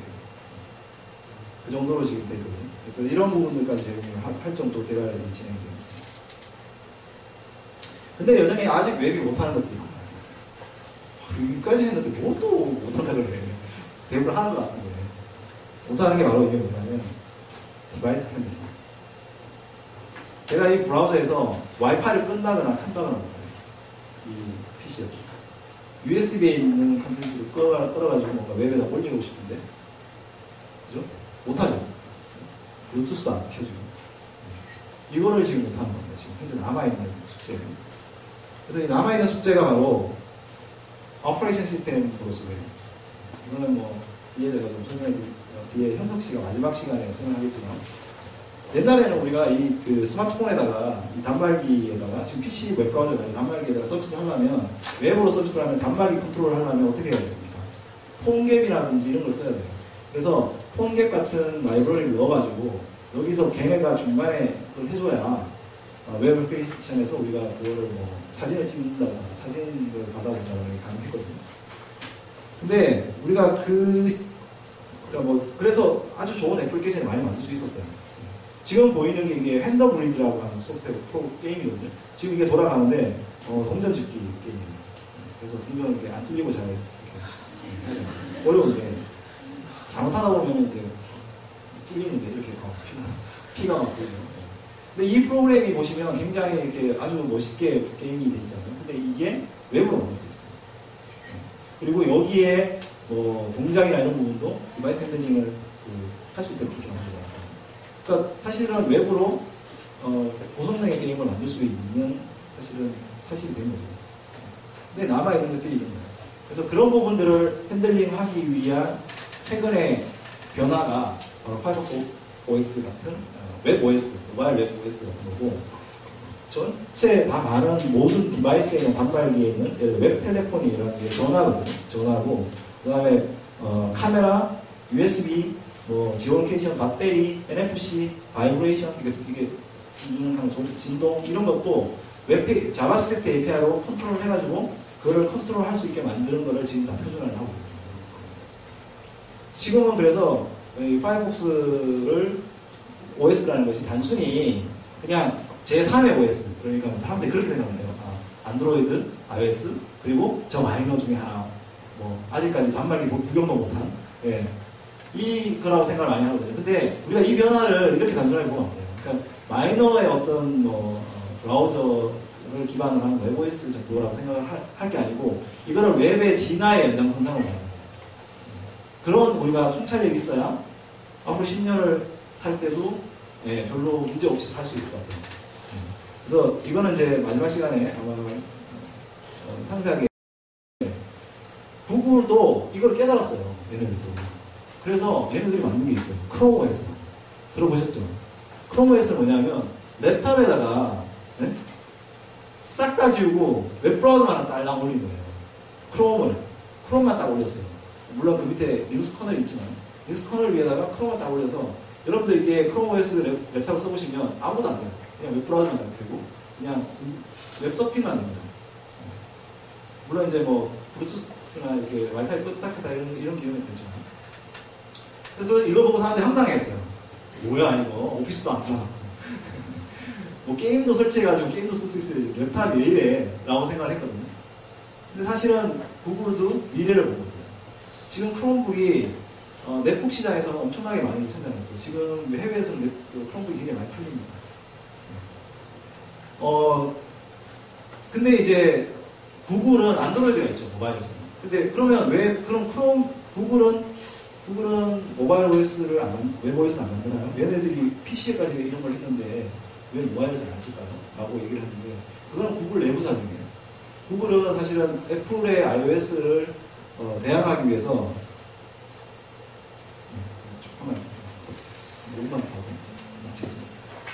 대항하기 위해서 안드로이드를 만들었어요. 근데 안드로이드는 구글 게 아니에요. 안드로이드는 구글 밖에서 인수해옵니다. 안드로이드를 만든 앤드류 빈은 마이크로소프트에서 얘기했고, 그 전에 애플에서 얘기했어요. 그래서 그 사람은 뼈에 사무치게 네이티브 플랫폼 주의자예요. 근데 그 사람이 들어와서 안드로이드를 하면서 다른 제조사들, 그러니까 애플의 위협을 느낀 다른 제조사들이 뛰어들면서 어떻게든 시장이 된 거예요. 이게 소 뒷걸음치듯이 됐듯이 다시. 뭐 제가 그렇게 폄하하는 건 아닙니다만 시장 형태가 그렇게 변화가 됐었어요. 그러다 보니까 안드로이드가 너무 커지고 버린 거예요. 안드로이드가.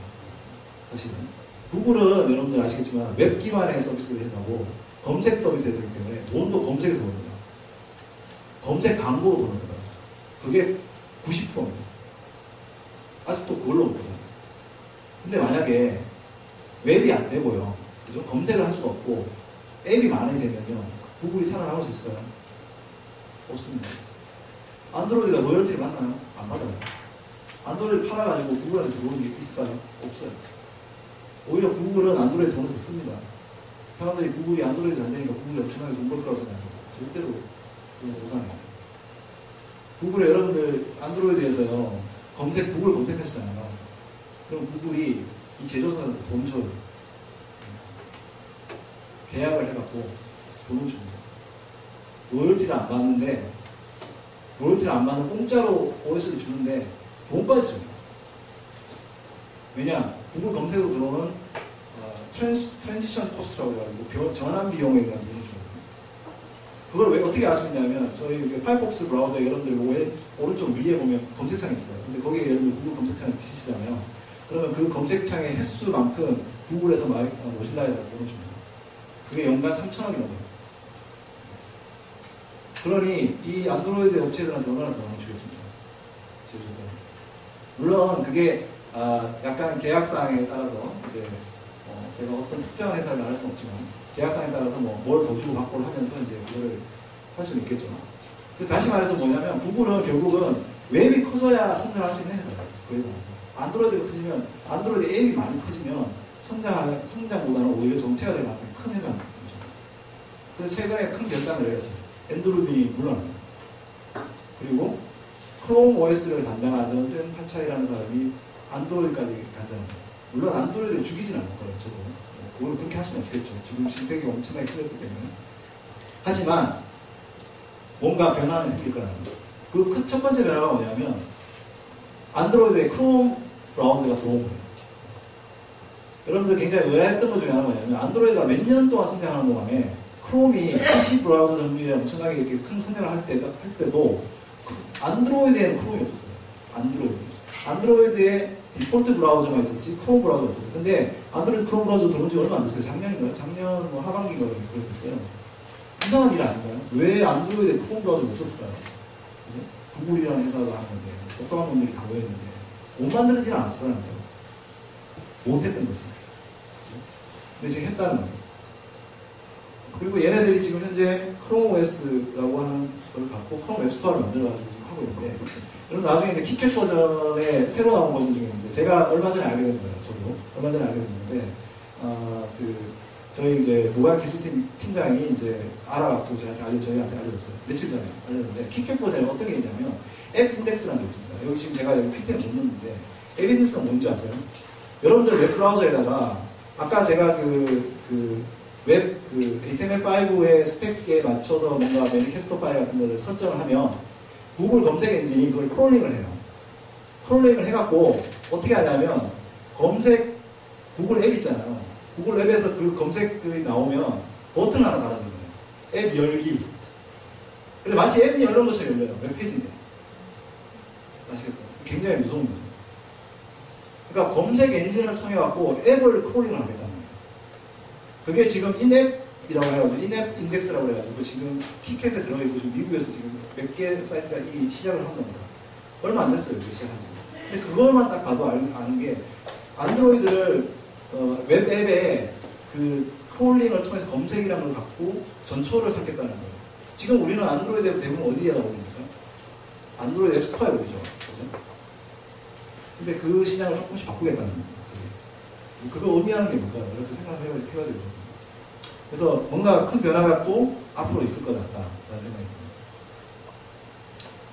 파이어폭스는 똑같이 마켓플레이스를 열어놨어요. 지금 서비스를 하고 있는 중이고요. 여기 아주 특징적인 앱이 하나 있는데 라인이라는 거.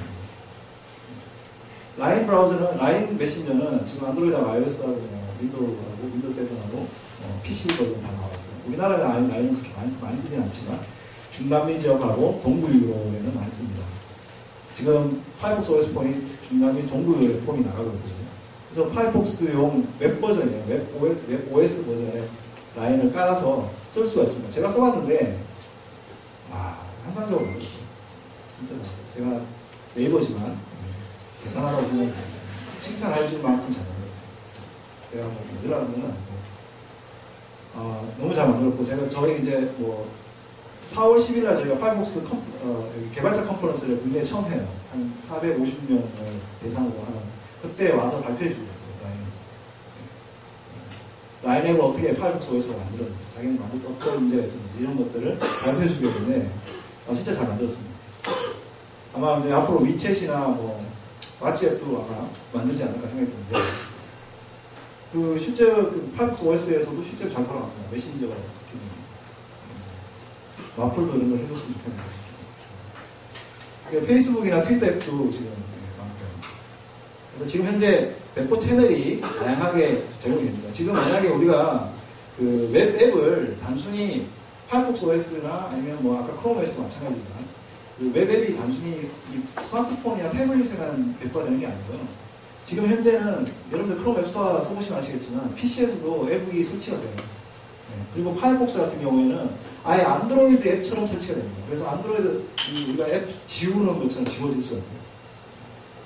그러니까 무슨 얘기냐면 배포 채널이 단순히 웹앱이라고 해가지고 웹 OS에만 한다는 게 아니고 데스크탑이랑 그다음에 다른 모바일 기기에도 다 배포 채널을 다 만드는 형태로 있고 그렇게 지금 현재 시장이 변화하고 있습니다. 그러니까 우리가 만약에 웹앱을 만들면 배포 채널이 단순히 적지 않고 다양하게 됩니다. 지금 이제 우리가 앱을 만들면 뭐 어떻게 만들죠? 안드로이드에 만들죠. 시간 나면 iOS. 그리고 아주 더 시간이 나면 뭐 웹OS용으로 그냥 크롬에 수단 안 올려볼까 이렇게 생각하는데 우리가 늘 그런 부분이 있어요. 이게 항상 시장을 언제 진입을 하는 게 좋냐. 아까 제가 웹 개발자들 물어보는 거죠. 웹 HTML5를 언제 다 하면 그때 들어가겠어요. 라고 하면 그때는 이미 늦어요. 시장은 항상 좀 더 일찍 들어가요. 한 발짝. 너무 일찍 들어갈 필요는 없고요. 한 발짝 일찍 들어가야 되는데 기술도 마찬가지입니다. 우리가 지금 약간 이 정도 얘기가 돌면 지금 진입해야 될 시기라고 얘기할 수 있는 시기라고 볼 수 있습니다. 어쨌든 간에 이것이 물론 선택의 하나일 수 있어요. 여러분들이 다양한 커리어나 다양한 기술의 어떤 변화를 자기가 선택을 하고 또 뭔가 또 새로운 자기의 커리어 패스를 쌓고 하실 건데 선택의 하나가 될 수 있지만 어쨌든 간에 그런 부분에 변화도 민감하게 보시면 좋겠다. 그래서 이런 맥 기술의 진화 방향이 과거에는 이제 다큐멘트에서 애플리케이션, 이제 앞으로는 오퍼레이팅 시스템으로 변화할 것 같다라는 부분은 조금 장하게 말씀드렸습니다. 제가 왜 이런 강의를 디자이너 또 개발자들한테 하냐면 우리가 이 업에 종사하고 있는 이상 그죠? 이 업이 나가는 방향에 대한 생각을 항상 하고 있어야 됩니다. 그리고 우리가 이게 좋아하는 일이고 내가 하고 싶은 일이라면 그게 정말 지속 가능하게 할 수 있는 것이 중요해요. 그런 걸 할 때, 할 수 있을 때 여러분들한테 뭔가 제가 얘기한 걸 가지고 다른 방향으로 생각하실 수도 있을 것 같아요. 충분히. 네. 그래도 안드로이드야. 앞으로 5년, 부자가 죽어도 뭐 3년 먹고 산다는데 웹OS 갖고 뭐 되겠어. 라고 생각하실 수 있어요. 그렇게 판단할 수도 있고요.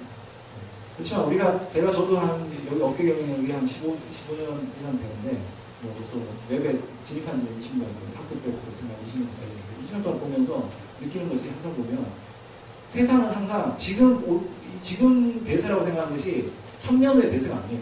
항상. 네. 그랬었어요. 그렇기 때문에 그런 변화하는 세계에 살고 있습니다, 저희가.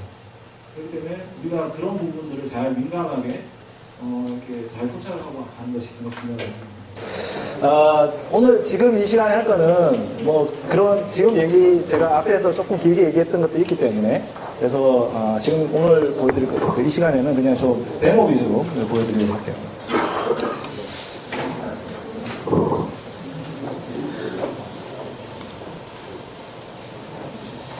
자, 우선은 아까 제가 보여드렸던 것들을 다 데모로 보여드릴 텐데, 데모 위치는 이 페이지에다가 다 올려놨거든요. 근데 여러분들이 집에 가셔서 한번 해보십시오. 아이로 안 되는 게 많을 겁니다, 아마. 그래서 뭐, 가급적이면 크롬이나 파이어폭스를 쓰시면, 잘 동작을 할 것 같고요. 이제 하나씩 보여드릴게요. 먼저 이제 HTML, CSS로 동작하는 그런, 데모들인데요. 지금 이제 이거는 뭐냐면, 그 태양계에 있는 행성들입니다. 그래서 행성들을 이렇게 선택하면 이런 식으로 이렇게 멋지게 보여주는. 네. 그리고 뒤로 가면 텍스트 스페이스 안에 뒤로 오고. 네. 뭐 아주 단순하지만 좀 유저 익스피리언스 측면에서 좋은 그런 UI를 보여주는. 근데 이거는 이제 HTML하고 CSS로만 만드는. 네. 다른 뭐 자바스크립트 이런 거 쓰지 않고요. 네. 만들었다고 보시면 되죠. 그 다음에 또 하나는 이제, 이거는 이제 캔버스를 가지고 하는 건데요. 캔버스를 가지고 이미지를, 보여주는 거예요. 예를 들어서 이렇게 하면, 이런 식으로. CSS3에 있는, 거랑 마크업을 써서 같이 이거를 써볼게요. 이런 식으로. 전환을 이제 자유자재로 이렇게 하는 겁니다. 이건, 게 있고요. 이거는 이제 우리가 많이 봤던 예제들입니다. 페인트죠, 페인트. 네. 그래서 뭐, 다른 걸 초킹하고, 네. 제가 붉은색을 좋아하는 건 아닌데, 선을 한번 그려볼까요? 네, 뭐 이렇게. 좀 미적 감각이 없죠. 네. 죄송합니다. 빨리 넘어가야 되겠다. 네. 그리고 이제, 이거는 조금 더 재미있는, 예, 펜이거든요. 그래서 뭐, 예, 이런 식으로 쓸 수 있는. 진짜 애 같네요. 예. 이런 것도, 예, HTML, CSS로 만들어지는 효과들을 가지고, 전환 효과를 가지고 만드는. 이거는 이제 캔버스라고 하는 거고요. 캔버스에 있는 방법을 통해서 지금 트위터를, 요게 점 하나하나가 트위터 데이터예요. 그래서 누르면 그 트윗이 나오는 거예요. 뭔지는 모르는데요. 이렇게 누르면, 네. HTML5 뭐 이런 관련해서 트윗을 이렇게 보는 거예요. 최근 겁니다. 최근 거를 지금 가져오는 거예요. 트위터에서 갖고 와서 보여주는 그런 예제고요. 다시 닫을까요? 네, 한가는 닫죠. 그 다음에, 이건 이제, 리퀴드 파티클이라고 해가지고, 이제, 조금 약간 느려 보이는데, 굉장히 많은 점들을, 이렇게 표시해보는 그런 약간 실험적인 그런, 거거든요. 그래서 약간 느리게 보이는데, 수만 개의 점들을 이렇게 표시해주는, 수학적으로 이렇게 랜덤 방식으로 계산해갖고, 풀어주는 그런 거고요. 이거는 이제 3D 그래퍼입니다. 그래서 우리가 이런 그 곡선이라든지 이런 것들도 캔버스를 통해 갖고 이렇게 해볼 수 있어요. 이건 지금 코사인인데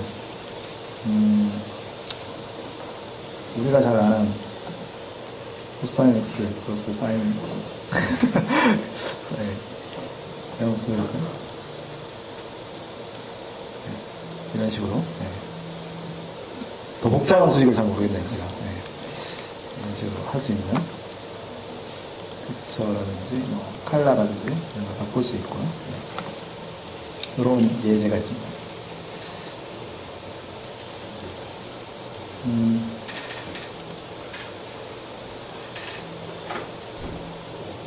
캔버스 스트럭처까지 예제를 보여드렸고, 자, 이거는 뭐냐면, 객체랑 비디오를 섞는 겁니다.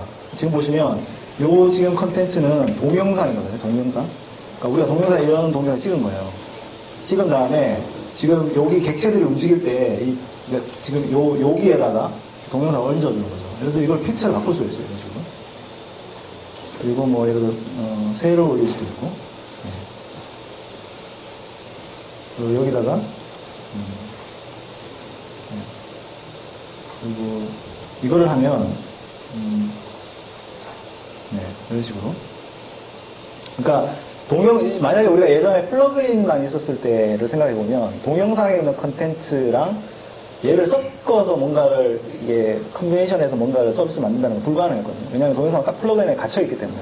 근데 지금 이건 이제 동영상에 있는 이미지 프레임을 잘 캡처를 해갖고 필요한 그 객체를 거기에 자바스크립트로 이렇게 넣어갖고 이게 통통통통 튀게 만들어주는 효과를 넣은 거거든요. 그러니까 이건 이제 HTML, 자바스크립트, CSS만 갖고도 이렇게 비디오 태그로 들어있는 동영상을 갖고 이렇게 만든 거죠. 또 이거는 또 재밌는 것 중에 하나인데요. 이것도 동영상 관련한 부분입니다. 여기 동영상 여기 있네요. 자, 지금 동영상이 플레이가 되고 있는데요. 그거를 해야 되나? 자, 동영상이 플레이가 되고 있어요, 지금. 동영상이 하는데 사람이 움직이죠. 사람이 움직이는 걸 감지를 하는 거예요. 이게, 무비 트래커죠. 이런 식으로. 자, 이걸 어떻게 하냐면, 비디오 태그에 들어있는 파일이 있습니다. mp4나 뭐 이런 파일도 있겠죠. 그 파일을, 프레임을 다 잘라요. 우리가 프레임을 다 잘라낼 수가 있습니다. 그래서 프레임을 다 자른 다음에 그 프레임에 동작의 변화가, 그러니까 이미지 동작의 변화가 있는지를 자바스크립트가 디텍트를 해갖고 그 위치의 픽셀에다가 라인을 그려주는 거예요. 어렵지 않은 프로그램이거든요, 이게 사실. 근데 만약에 아까도 말씀드렸지만 동영상이 플러그인에 갇혀 있으면 불가능한 거죠. 근데 우리가 이 동영상 자체를 이 HTML 파일에 들어있는 컨텐츠 하나로 인식을 할 수 있다는 거죠. 우리가 마치 도움에 액세스를 해갖고 뭐 색상을 바꾼다거나 아니면 내용을 바꾼다거나 이런 걸 자바스크립트 할 수 있잖아요. 그걸 할 수 있는 것처럼 동영상도 그 중에 하나로 선택을 해갖고 할 수 있다는 걸 보여주는 겁니다. 예. 제가 지금 이제 동영상을 보여드렸는데 오디오도 그렇게 할 수 있어요. 그래서 즉각시 말해서 오디오의 뭐 데시벨이라든지 아니면은 소리의 높낮이라든지 이런 것까지도 다 이 그 HTML에서 자바스크립트로 캡처링을 할 수 있습니다. 그래서 그 데이터를 갖고 필요한 뭐 예를 들어서 우리 많이 보는 거 있잖아요. 이렇게 파형 그려주는 그런 거 있잖아요. 지금 데모를 제가 안 보여줘서 그런데 그런 데모가 엄청 많거든요. 지금 그 오디오 태그에 들어있는 오디오 파일을 가지고 파형 같은 거를 만들어주는 그 스펙트럼 파형을 만들어주는 그런 동영상 데모 그런 데모도 많이 만들 수 있습니다. 그런 부분들이 이제 여기에 들어있다고 보시면 되죠. 자 그리고 저희가 볼 수 있는 것 중에 하나가 이겁니다. 이거는 뭐냐면 웹GL이라고 하는 그 기법인데 그러니까 우리가 3D로 렌더링을 한 뭐 오픈젤이나 이런 걸로 3D 렌더링을 한 것을 웹으로 표현을 해줄 수 있도록 해주는 기술이에요. 그래서 지금 이게 자동차를 가지고 여기 보면 이게 다 렌더링 된 결과입니다. 이게 뭐 이미지나 이런 게 아니고 렌더링을 한 결과를 이렇게 브라우저에서 빠르게 이렇게 보여줄 수 있는 그런 웹젤 데모를 좀 더 보여드리면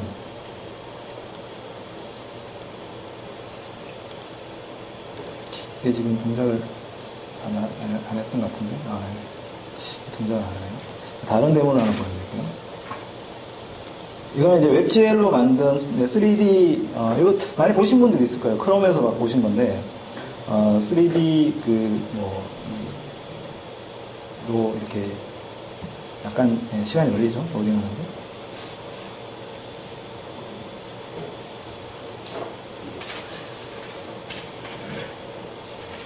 네, 다른 걸 먼저 볼까요? 이거는 이제 게임이죠. 아주 단순한 게임. 네. 그래서 이거 웹브라우저에서 그냥 할 수 있습니다. 해볼까요? 이런 식으로. 비주얼드.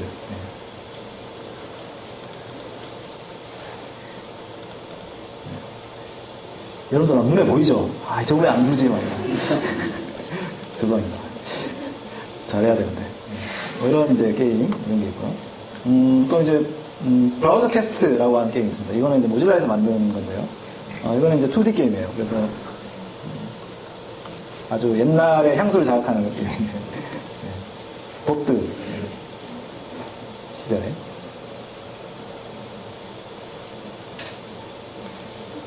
자,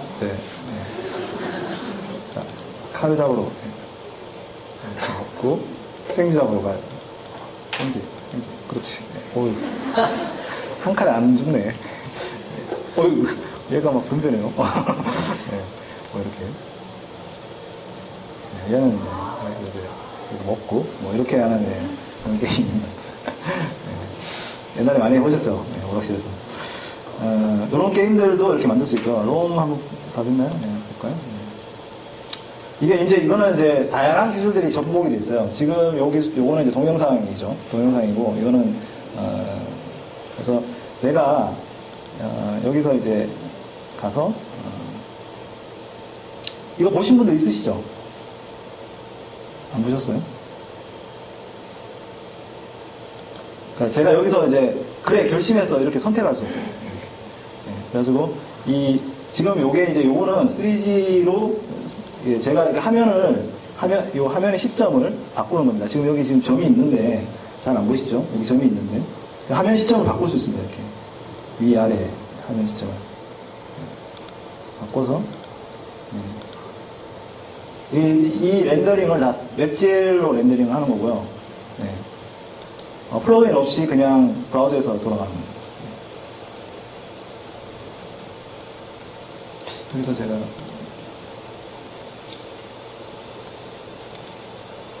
이제 이게 원래 음악이 있는데 음악이 안 나오죠? 뮤직비디오인데 이게 이제 동영상이 아니고요. 지금 내 시점에 따라서 위치를 바꿔가면서 할 수 있는 음악과 같이 보면 좀 멋진데 일단 여기까지 보고요. 자, 그 다음에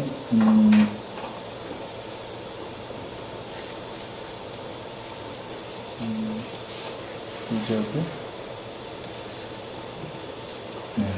그다음에 게임 중에 이제 좀 재밌는 게임 한번 볼까요?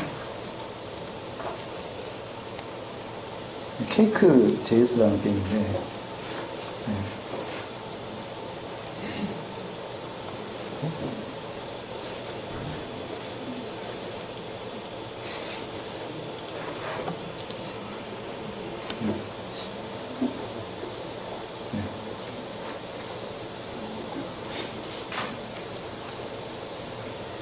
자, 이게 들어오는 동안에 네. 지금 보시면 게임에 다양한 API가 있어요. 게임 우리가 지금 제가 설명을 안 드린 것 중에 API 중에 뭐냐면 이 포인터 있죠. 게임 우리가 포인터를 하려면 게임 포인터를 숨겨야 되니까 포인터를 숨기겠냐고 물어보는 창이 있죠. 이게 이제 그 게임에서 쓰는 그 포인터 뭐죠? 그거를 숨겨갖고 하는 거죠. 일단은 안 하고. 네. 이게 소리가 나와요. 이게 각진감이 넘치는데. 네. 이걸 지금. 이거 움직여야 되네. 이렇게. 지금 플러그인 없이, 웹젤이랑, 그 다음에 캔버스랑, 그 다음에 오디오, 지금 소리가 안 나서 죄송한데요. 소리가 왜 안 날까요? 오디오랑 이런 것들을 합쳐갖고 이렇게 만들어 놓은 게임입니다. 네. 지금 아직까지는 좀 단순한 기능만 제공을 하고 있는데, 실제로 이제 이걸로 게임을 만들 수가 있고요. 네. 거의 웹에서도 이렇게, 끊김이라든지 특별한 이렇게, 그런 거 없이 이렇게 엔진이 돌아가죠. 네. 가능한 걸 보여드리겠습니다. 그리고, 아까,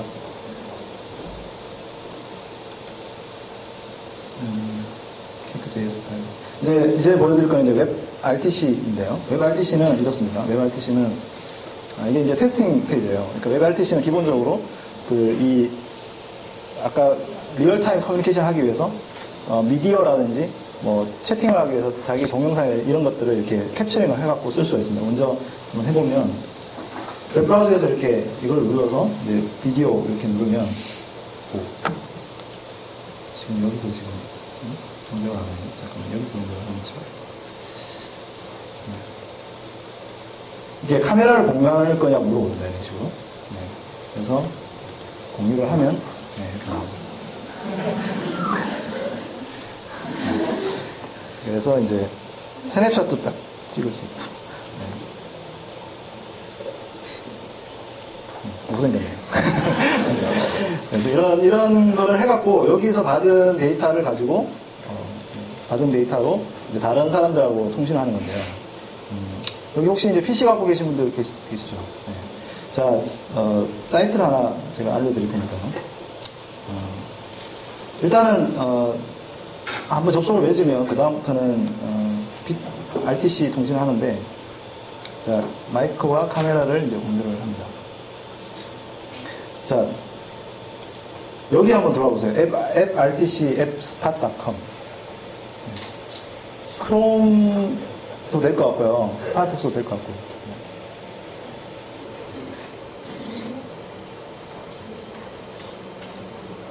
예. 뭐가 들어왔는데. 네. 되네요, 이제. 네. 저쪽, 어디 계세요? 여기. 네. 얼굴을 보여주시죠. 얼굴 보여줘야 제대로 되는 거 되죠. 네. 얼굴이 안 나오면 되는 거 안 돼요. 네. 이렇게. 실제 오디오 데이터를 통신하는데 지금 서버에 릴레이를 하는 게 아니고요. 여기하고 제 마이크로 가죠. 네. 여기하고 스마트폰하고 릴레이를 하고 있습니다. 대단한 세상입니다. 그죠? 네.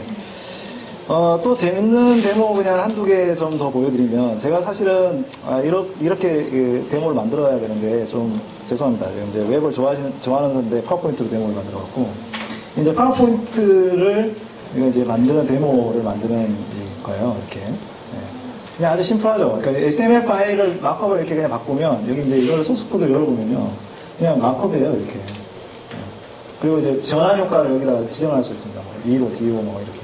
전환효과 지정하면 그냥 마크업 HTML 그러니까 템플릿만 받아와갖고 여기 내용만 바꾸면 그냥 이렇게 할 수 있습니다. 이렇게 뭐 테이블, 뭐 마크업, 뭐 이미지, 테마 이런 식으로 테마도 바꿀 수 있고 전환효과도 바꿀 수 있고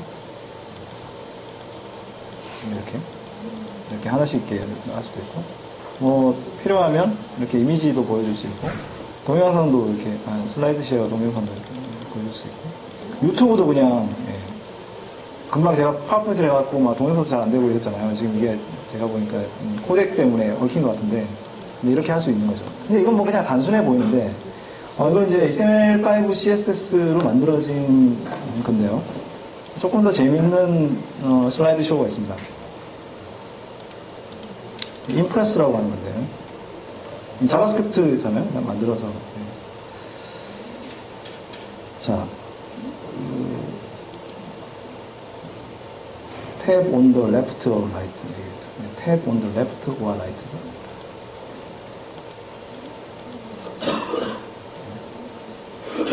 뭐 그냥 이렇게 보이는데 이런 그 지겨운 그런 진하고 여러분들 딱 보시면 뭔지 딱 아시겠죠? 프레지죠, 프레지. 프레지의 모양을 자바스크립트와 HTML, CSS로 만들어진 프레젠테이션 템플릿입니다. 그래가지고 이것도 아까 보여드린 것처럼 이 마크업으로만 CSS하고 마크업으로만 딱 하면 이걸 그냥 HTML 소스 코드를 고치면 이렇게 나와요. 전환 효과를 해갖고 금방 이거 보여드린 건 이제 3D로 이렇게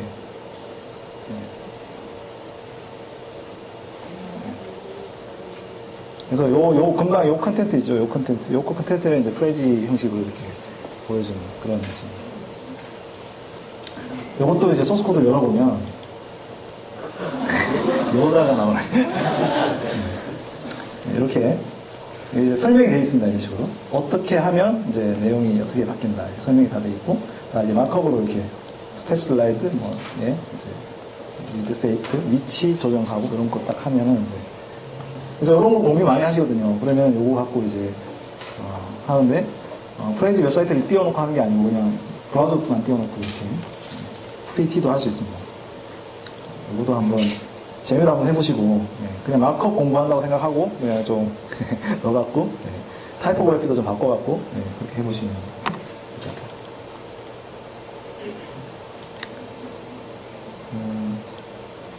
같아요. 그리고 이제 여기서 이제 그만두면 안 되겠죠. 프레젠테이션 하나 더 보면 이거는 이제 웹GL을 기반으로 하고 있는 프레젠테이션입니다. 그래서 이 웹GL이라고 하면 아까 말씀드린 렌더링 엔진 렌더링을 하는 거거든요. 이게 지금 이게 고래인데 8만 개의 트라이앵글을 가지고 렌더링을 하는 겁니다. 그리고 이제 그 다음 이렇게 넘어가면 이런 식으로 막 이게 물결처럼 이렇게 흔들리죠. 텍스트가 웹GL을 써갖고 하는 거고요. 글자를 이렇게 막 위아래로 바꿔서 이렇게 해볼 수 있어요. 이렇게. 어지럽다 막 이렇게 생각하시는 수 있는데 여기 조금 더 재밌는 거를 이렇게 안에다가 계속 넣을 수 있어요. 이렇게 렌더링한 것 결과를 다시 또 객체를 만들어서 렌더링을 넣고 해갖고 마치 거울 안에다 겨울 계속 넣듯이 이런 것도 가능합니다. 이미지도 이렇게 흔들릴 수 있고요. 지금 요거는 동영상을 흔든 거거든요. 비디오가 나와야 되는데.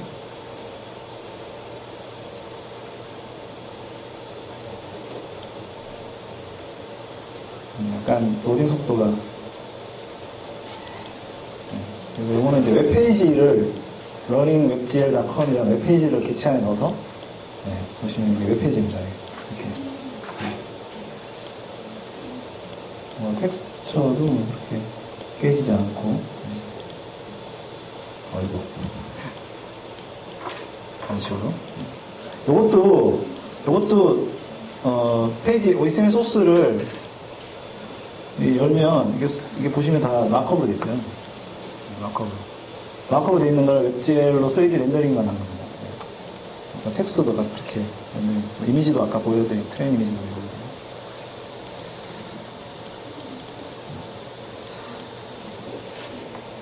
이런 예 말고도 굉장히 많은 예들이 지금 있거든요. 그래서 한번 이것저것 해보시면, 찾아보시면 또 도움도 되고, 재미있을 것 같아요.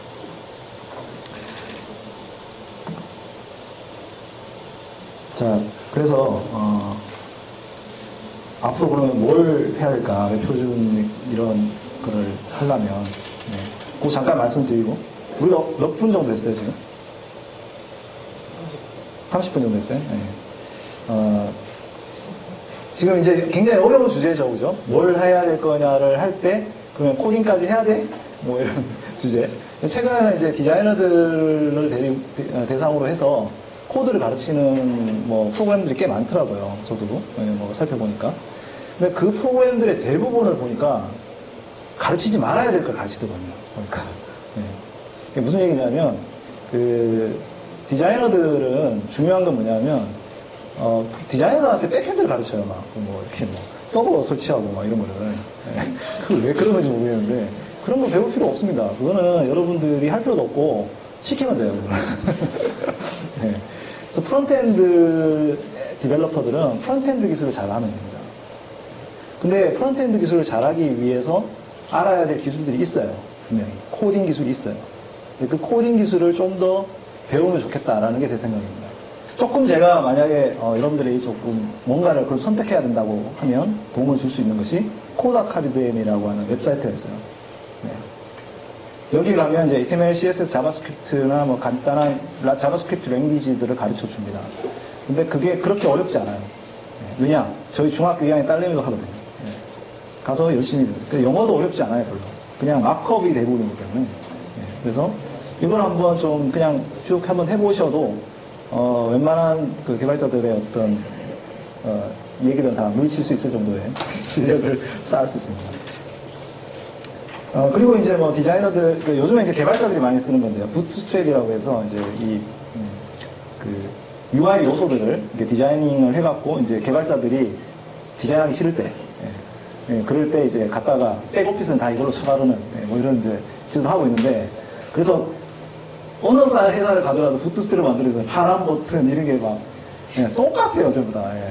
그래서 제가 좀 그 디자이너들한테 좀 하고 싶은 얘기는 뭐냐면, 이 부트스트랩 플러그인을 만들 수 있어요. 뭐냐면 디자인 요소를 자기가 바꿀 수 있습니다. 디자인 요소의 변경을 바꿔갖고, 누가 좀 디자이너분들이 좀 예쁘게 파란색 버튼 말고, 좀 예쁜, 한국형의 버튼들을 좀 만들어갖고, 좀 누가 좀 오픈해줬으면 좋겠어요. 좀 여러분들한테 좀 부탁드리고 싶습니다.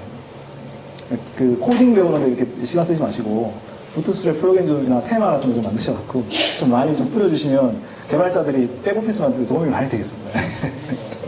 네, 이런 것도 좀 하시면 좋을 것 같고요. 결국은 지금 프론트엔드에서 중요한 그 프로그래밍 랭귀지라고 하면 자바스크립트입니다. 그래서 자바스크립트는 조금 해야 될 필요가 있습니다. 네, 이거는 자바스크립트 랭귀지가 그렇게 어렵진 않아요. 이 랭귀지가 백엔드 개발 프로그램보다 어떻게 배우면 쉽게 배우고요. 어떻게 짜면 어렵게 짤 수도 있기 때문에 이게 이 도구를 어떻게 쓰느냐에 따라 가지고 천차만별로 쓸 수 있는 장점이 있는 랭귀지예요, 이게. 그래서 어렵게 짜려면 확실히 어렵게 짤 수 있고 쉽게 짜려면 확실히 쉽게 짤 수 있는 게 자바스크립트입니다. 그래서 여러분들이 조금 이걸 처음부터 이렇게 차근차근 배워가시면 훨씬 낫고요. 왜냐하면 왜 이런 거를 배우시면 좋냐면 자바스크립트로 앞으로 뭐든지 할 수 있는 세상이 와요.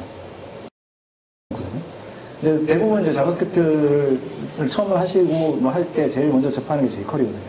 jQuery 같은 거는 HTML, CSS들을 빨리 이렇게 컨트롤 해갖고 뭔가 이렇게 바꾸거나 이렇게 할 때 할 수 있게 돼 있어서 복잡한 코드를 안 짜도 마크업을 빨리 자유롭게 핸들링 할 수 있는 장점이 있습니다. 그래서 요거를 jQuery를 좀 아시면 좋고, 또 하나는 이제 AngularJS라고 최근에 이제 나오는 이 프레임워크인데요. 이건 뭐냐면 뭐랑 똑같냐면 우리가 HTML, CSS, 자바스크립트처럼 구조, 표현, 동작을 분리해갖고 개발해야 된다고 하잖아요. 그거랑 비슷하게 백핸드에 뭐가 있냐면 모델, 뷰, 컨트롤러를 분리해야 된다고 그래요. 그게 뭐냐면 데이터와 그 다음에 그거를 동작을 실행하는 것과 뷰, 그러니까 UI를 보여주는 것을 분리해서 개발해야 된다 그래서 막 스프링이라든지 이런 프레임워크를 써갖고 우리가 템플릿을 만들어주고 막 그러잖아요. 근데 그게 왜 그러냐면 MVC 프레임워크라는 걸 써서 그렇거든요. 근데 똑같이 이 그 프론트엔드에도 MVC 프레임워크를 그대로 도입한 자바스크립트 프레임워크가 있어요. 요즘 굉장히 종류가 많습니다만 그 중에 제가 하나를 딱 꽂아서 말씀을 드리면 AngularJS라고 하는 프레임워크가 있어요. 이 프레임워크를 쓰면 이 뷰를 보여주는 HTML 코드 그리고 스코프 그죠? 스코프라서 데이터를 하는 겁니다. 데이터를 정리합니다. 저기서 마치 우리가 아까 메일 지메일을 만약에 한다고 하면 지메일 데이터들이죠. 그 데이터들이 오프라인에 DB에 넣었다가 뺐을 때 데이터를 핸들링을 할 때 딱 필요한 뭔가 모델링을 여기서 하고 그걸 컨트롤링 하도록 하는 코드를 나눠 갖고 짜는 겁니다. 그러면 좋은 점이 뭐가 있을까요? 모델이 바꾸면 여기만 고치면 되고요. 물론 그러니까 컨트롤러도 좀 고쳐야 되긴 하겠지만 그러니까 섞여 있지는 않아요. 그러니까 뷰랑 이렇게 모델이랑 컨트롤러 섞여 있지 않기 때문에 개발자들이 협업을 할 때 나눠서 개발할 수 있고 그런 장점이 있어서 이렇게 나눠서 하는 거거든요. 그런 것처럼 자바스크립트 쪽에서도 충분히 이렇게 프론트엔드 개발할 때 MVC 프레임을 쓸 수 있습니다. 이거 하면 루비 온 레일즈를 잘하는 것보다 훨씬 낫습니다. 그래서 이렇게 개발을 하는 것이 최근의 추세고요. 프론트엔드에서 MVC 프레임워크 같은 걸 써서 웹 개발을 하는 것, AngularJS 같은 것을 하면 되고요. 그다음에 제가 말씀드렸지만 자바스크립트로 그죠? 못할 게 없다고 얘기했는데 자바스크립트로 웹서버도 운영할 수 있어요. 제가 지금 얘기한 게 그냥 쉬운 말처럼 이제 얘기하니까 이게 어려운 기술 아닐까 생각하지만 그렇게 어렵지 않고요. Node.js라고 하는 오픈소스가 있어요. 이게 뭐냐면 자바스크립트 기반의 웹서버입니다. 우리가 그 아파치라든지 엔진엑스라든지 이런 웹서버 있잖아요. 거기에 데이터를 요청을 하잖아요. 근데 여러분들이 직접 프론트엔드에서 Node.js로 스크립트 짜면은 서버로 직접 운영을 할 수 있습니다. Node.js 쓰는 데가 굉장히 많아요. 페이팔부터 해서 트위터 이런 데 다 Node.js입니다. 자바스크립트로 웹 프로그래밍을 해요. 웹 서버 프로그래밍을 해요. 그래가지고 그거를 데이터를 줍니다. 실제로. 저런 거는 데이터가 이벤트 드리븐 데이터가 많을 때 Node.js 쓰면 성능이 엄청나게 높아져요. 그래서 Node.js 쓰고 저게 자바스크립트 코드로 되어 있다는 거예요. 지금 8080으로 접속하는 그 서버를 응답을 주는 놈을 자바스크립트로 합니다. 그러니까 여러분들이 공부를 조금 더 하면요. 실제로 이런 것까지를 만질 수 있어요. 왜냐? 똑같은 랭귀지이기 때문에. 이게 뭐 딴 게 아니거든요. 그러니까 뭐 자바스크립트 처음에 우리가 jQuery 던지려고 막 썼던 그 구문하고 이 구문하고 틀리지 않아요. 거의 똑같아요. 그래서 적응할 때도 쉽게 적응됩니다. 결국은 이런 것들은 배우려면 소스 코드가 있는 것을 갖고 와서 배워야 되고요. 제가 여러분들한테 권장드리는 방법은 제가 지금까지 보여드렸던 데모들 그 다음에 뭐 AngularJS, Node.js 모든 소스 코드가 데모 코드나 샘플 코드 어디 있냐? GitHub이라고 하는 사이트에 있습니다. 그래서 여러분들이 개발자들이 많이 가는 사이트거든요. 개발자들이 가는 사이트 두 개 있어요. 스택 오버플로우랑 GitHub. 네, 두 개인데 그 두 개만 여러분들이 선정하시면 너 스택 오버플로우 물어봤어? 이러면 이제 네, 그러면서 개발자 한 방에 보낼 수 있어요. GitHub 찾아봐 이렇게 한 방에 두 마디만 딱 하면 개발자 한 방에 보낼 수 있습니다. 그것도 안 찾아보고 내한테 얘기하냐? 뭐 이렇게. 네. 개발자들 되게 그런 얘기 하잖아요. 이게 잘 안 되는데요. GitHub에 한번 소스코드 있냐 한번 찾아봐. 이러면은 이제 깽 하고 이제 다음 주에 4주에 뵙시다. 이렇게. 4주에 고연해 오겠습니다. 이렇게 되는 거죠. 네. 그래서 여러분들이 좀, 이런 기술이나 이런 부분을 좀 익히시면, GitHub 마처러가 되셔서, 좀 정보를 많이 획득하시면 좋겠습니다. 그래서 이제 HTML이 사실은 이제 앞으로 계속 진화하는 거거든요. 기술이 계속 진화하고 있고 그런 진화된 기술들을 우리가 계속 활용을 했으면 좋겠고요. 미래의 웹 기술은 제가 보기에는 서버가 필요가 없을 거예요. 앞으로는 예전에는 웹에 서버가 필요했었는데 지금 우리가 직접 데스크탑이나 스마트폰에서 컨텐츠를 또 만들고 그걸 그냥 분산 환경에서 제공을 하고 이게 가능할 수 있습니다. 서버가 없이도. 네.